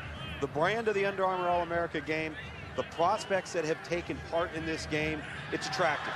And the underclassmen are starting to take notice and have over the last 5 to 7 years as we've built momentum with this thing. So a lot of fine players there, a lot of evaluation to do with the 2015 class and beyond as we start to enter into the next cycle of recruiting and evaluation, not only for their prospects, but for the Under Armour All-America game. Guys, this is fun, but they're all verbal commits. That's until right. You put the ink to the paper. February the 5th, that's National Signing Day. Mahalik taken off, stops the clock at the 39-yard line. Oh, make that fourth. That was fourth down, my apologies. So I was unable to convert on the play. 94 seconds remain, and highlight will take over, guys. Morgan Mahalik's got to take a shot downfield. I was just going to ask do what you. He just did. So you got to make the decision on fourth down right there. Great right? learning moment for Morgan Mahalik, and this has been a terrific football game between these two teams. And that's to be expected from a young man who's had limited time at the quarterback position. Talking First about year, Morgan Mahalik, having played behind Jared Goff in high school, the current Cal quarterback. He'll learn those things. But I will say this, Tommy, this group collectively, this 2014 group throughout the week have really been outstanding, not only in their talent, but the way that they've carried themselves. Great kids. I really do think that college football is getting a collection of just good kids, good football players, and if they take care of the little things, bright futures ahead. No, there's a lot of negativity at times with the coverage of recruiting and the exposure, but I think sometimes we forget there's a lot of good kids involved in this process who have a lot of good direction, a lot of leadership qualities, and you want to root for them down the road. Well, Team Highlight's going to come away with a win, and Mooch gets the bath. Not as slick as Mark D'Antonio last night. He is soaked. There's our guy, John Schulpe. You'll see. Yep. There he is. There he is. Joined us throughout the week at practice here and was working with the quarterbacks. He was a ball boy, having a great time with us. I think you need some. Yeah, I need a dolphin. There's a dolphin. Oh, man. Good job. What a fun day here in St. Petersburg, Florida. It always is. This is our 7th annual Under Armour All-America game. Leonard Fournette committed today. We had 7 commitments, and of course Herm Edwards and Mooch. We'll shake hands here in midfield.